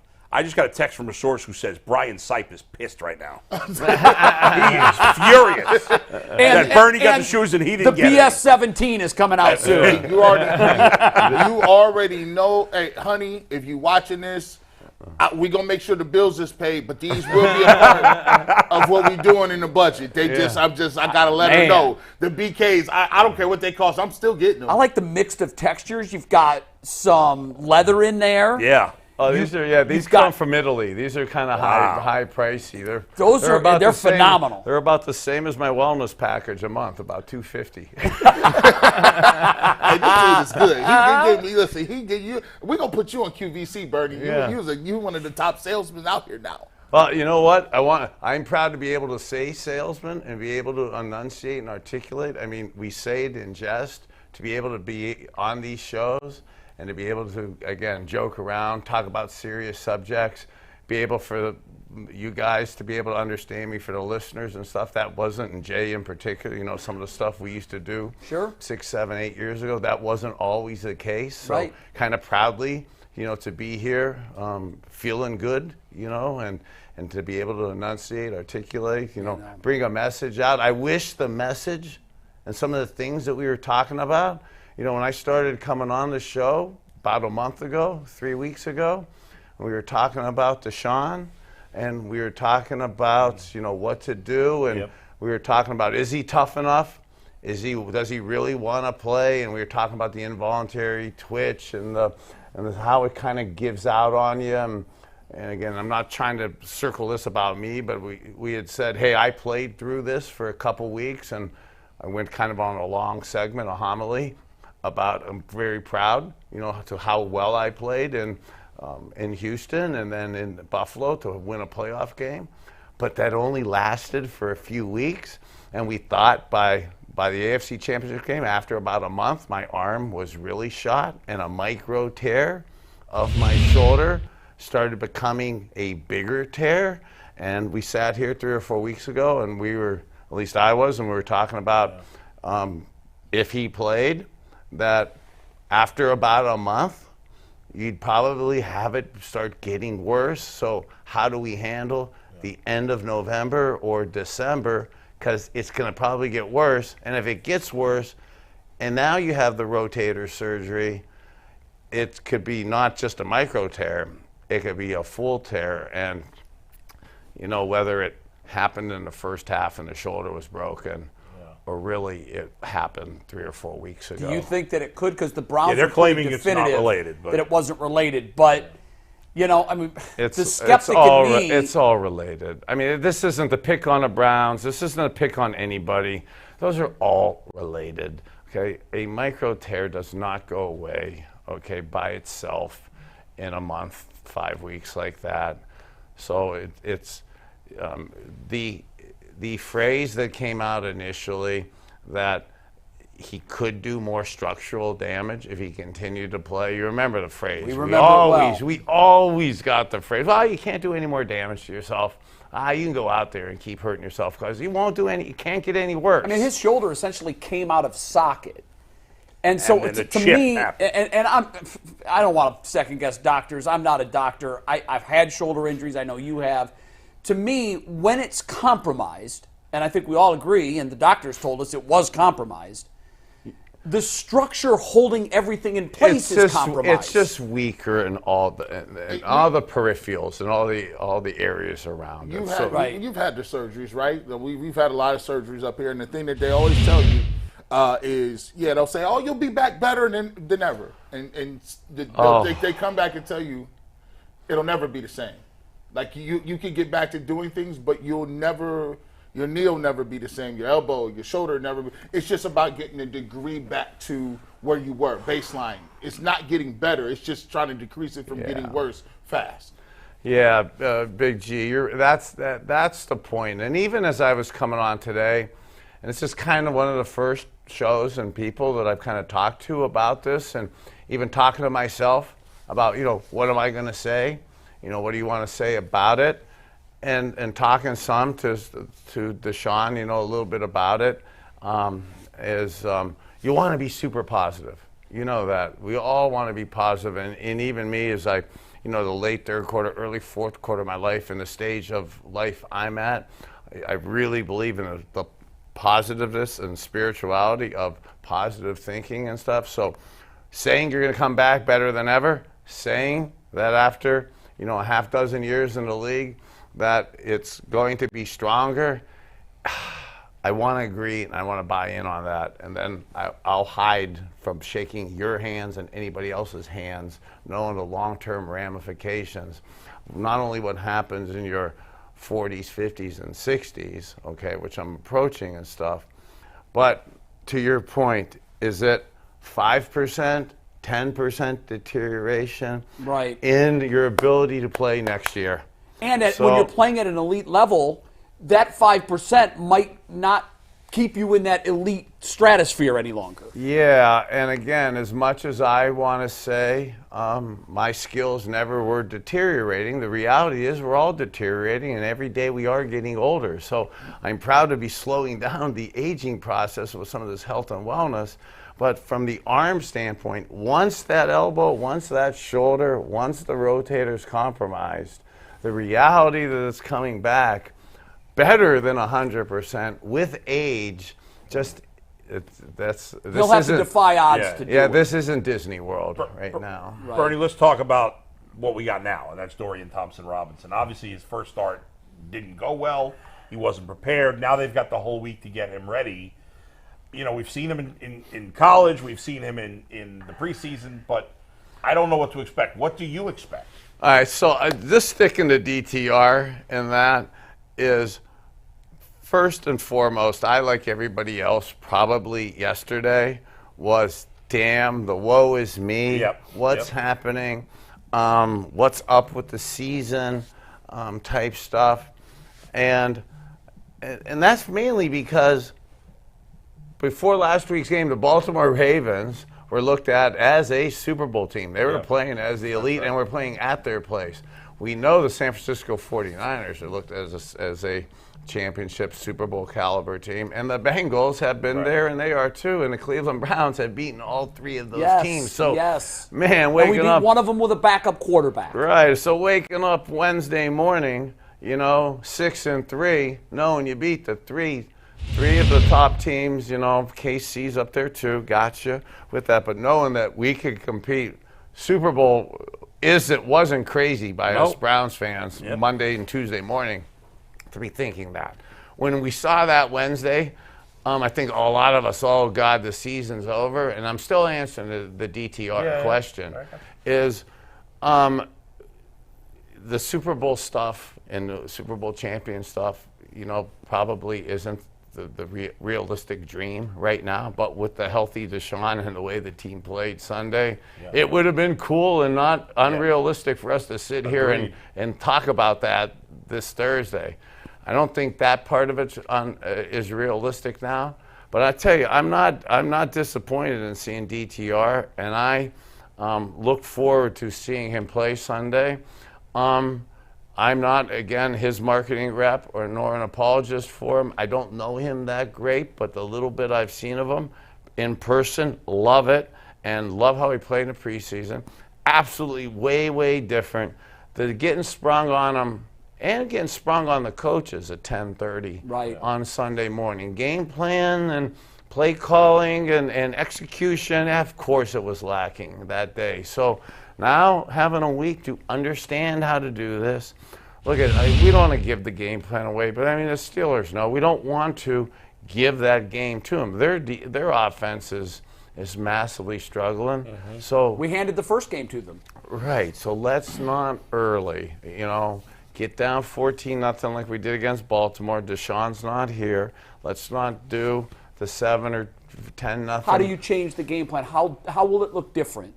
So we know, unless something happens with our defense, we know that the Steeler offense isn't really going to kill you. They're not. And if they do, so be it. Then it's going to be rough Sunday, okay? Yeah. But right now, we got the next man up. Other positions have to really step up. So I'm anticipating our defense is going to continue the woeful confidence of the Steeler offense. So shutting them down and them being shut down early. So in turn, not making that turnover early, not making that mistake early for us, so that we don't give them a 7-10-0 lead. And if they end up getting a 10 or 14-0 lead, they would have had to have earned it offensively, not by a special teams mistake or a offensive turnover. Yeah, I mean, the most important thing for DTR is to not turn the ball over. I know that's obviously it sounds simple.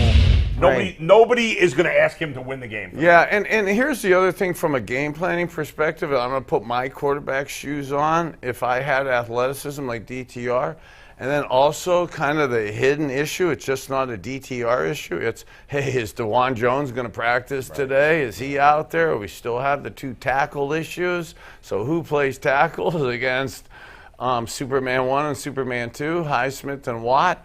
So I also anticipate the interceptions and mistakes in the last game came off of drop back throws, okay, on first down and on second and 3 to 5. So I really anticipate our structure of play calling to be a little different in terms of course, running the ball. We say quick game, but quick game drop back and get you in trouble.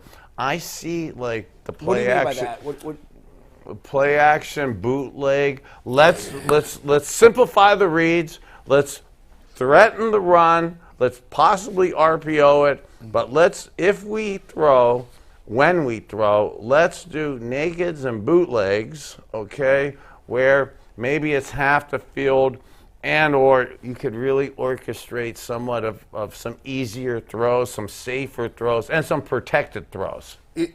That's what I haven't heard that in a while. When you say, 3-step can be tricky, right? Because if you're getting pressure up the field, you're in some of the shotgun stuff, you're in 5 wide. Now you're looking at 3 seconds, 2 seconds, and 1 read or 2 reads. You could get fooled. They can be playing Robert technique where they can jump in front of passes.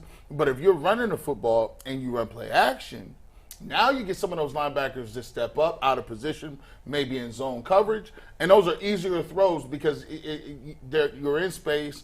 And if it isn't there, you can continue to run on and just take a couple yards, get out of bounds, and do it all over again. Exactly. You limit your chance of making the mistake and stuff. So look at to the quick, throw quick. That's what all the offenses say against our Cleveland Brown defense. Okay, let's throw it real quick. Lamar Jackson's as good a QB as we got in the NFL. And look where that got him. They're throwing it quick at the end of the game. D linemen don't rush, pull up, tip the ball, and Greg Newsome gets his first pick on a 3-step slant. Okay, we can't do that with DTR this week. By the way, we had Leroy on yesterday, and we asked him if he had one more carry left. So I'll ask you, do you have one more throw left? I have throws left in the arm. I have one more throw left. You just don't have any hits left. The problem is no hits. No, the problem is just with the velocity of Deshaun right now. Yeah, that could be a problem. One of the things that McNugget said, and I want to ask you what this means. He told us that in the history of the combine, since they've been putting radar guns on quarterbacks' arms, that the highest recorded throw, the fastest recorded throw from a quarterback was from Josh Allen, 62 miles an hour. Now, I was told once, and I don't know if this is true, that Brett Favre was once clocked like at 69 or 70 miles Jeff an George. hour. Jeff George had a cannon. Yeah. But that was the record, 62 miles an hour. DTR tied that. What does that mean in terms of how does that translate into a game plan and to a successful quarterback that he can throw it as hard as any quarterback in the league right now? So it translates, a lot of times it doesn't necessarily translate to where it's meaningful and stuff. Right. But this time I think it does. And I absolutely think it does in the spirit of this week's game in particular. Because we've been really blessed with amazing weather. Go outside today, enjoy it. It's awesome. It's warm. But even better than warm, there's no wind. So the last couple games have been no wind and beautiful to throw.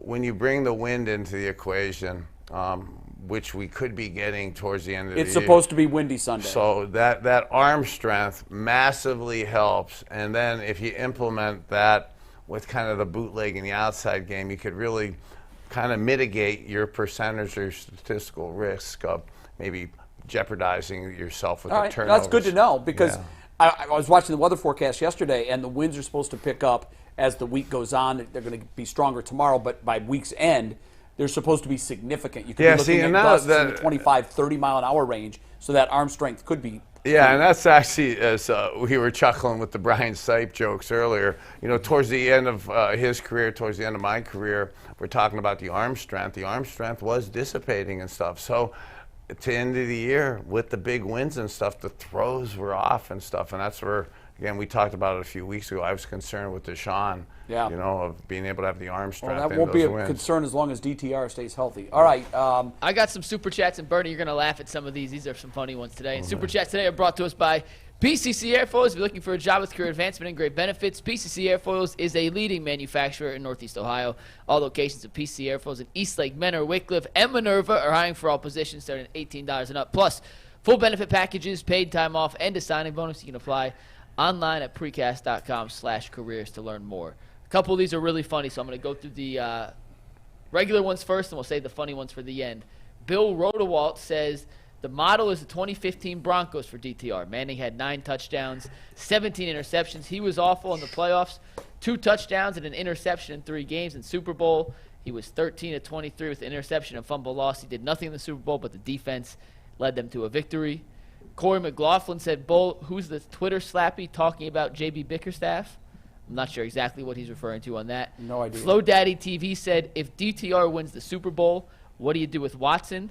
We will have that conversation in the instance we get there. It's a little premature to do that. Problems I hope we have to worry about for 1,000 hours. I'm sorry, Kool-Aid Mafia. I didn't mean to release the extra strength Kool-Aid. That's only prescription. No, that's level. Jack Daniels. That's the marijuana flavored Kool-Aid. ASID Brooks said we also missed a field goal versus the 49ers too. Jay, stop. Rated R never says said the that. Browns are 5-1. They missed one to win the game.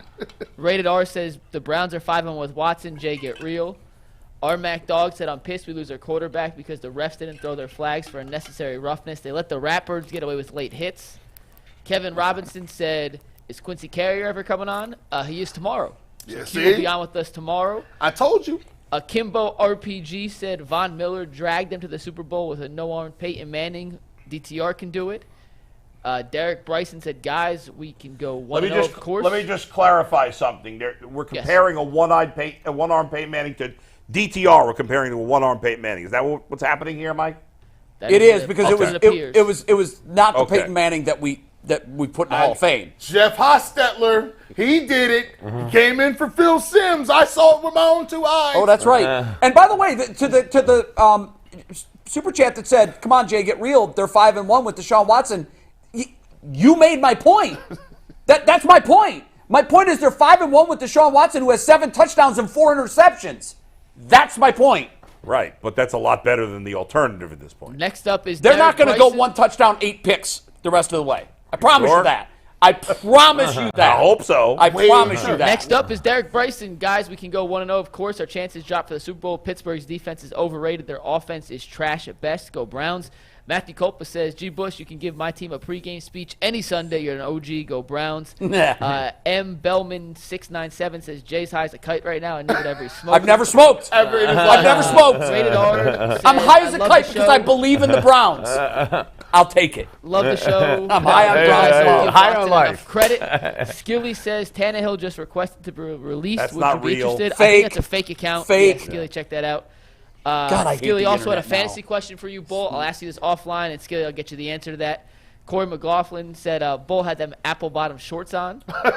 Apple bottom jeans. What are apple bottom Boots shorts? with the fur. You don't want to know. Reggie Bug Glover Apple said, bottom. I would lose it. Cheeks hanging out. No. He said, Reggie Bug Glover said, I would literally lose it if I saw a Bull running around with Daisy Dukes on. Real talk. I would lose it too. Robert Gentry Bernie's said, we have- wondering what's going on. He said he got kicked out of school once in junior high because he My had shorts that were were too an short. inch over my knee. Actually, I walked in early today, you so figured I We was got that smoke. fanboying you during Thank that you. segment. Thank you. Okay.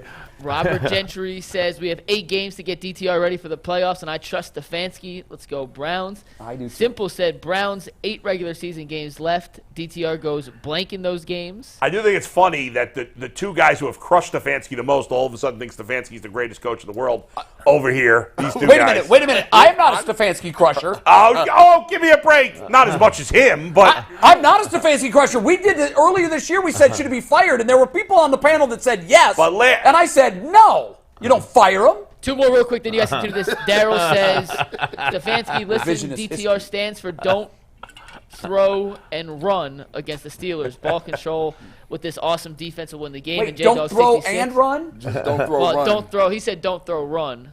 Don't throw, comma, run. yeah. I like DTR. that. I'll mix that in. That's I'll our mix guy, that in. Daryl. And J-Dog66 said, gee, they should have bigger pads on to protect quarterbacks better. Then they can't throw the ball. Yeah. Bernie, when No, you I played, was- the pads were massive compared That's to right. what they are now. We're out of time, unfortunately, guys. Right, Mike? We have 40 Gotta wrap. seconds. Yep. Yeah, I would lose my mind if they put those big pads on me. Yeah, that's I not wanted good. the little ones. Yeah. That's why I learned all this health and wellness. It was a mistake. G and I have a big announcement coming up in overtime. So make sure you're there for that. I'm still trying to get these. I need those shoes, man. I'll I need get those ya. to be mass produced immediately. I'll play the game before the holidays. Yeah.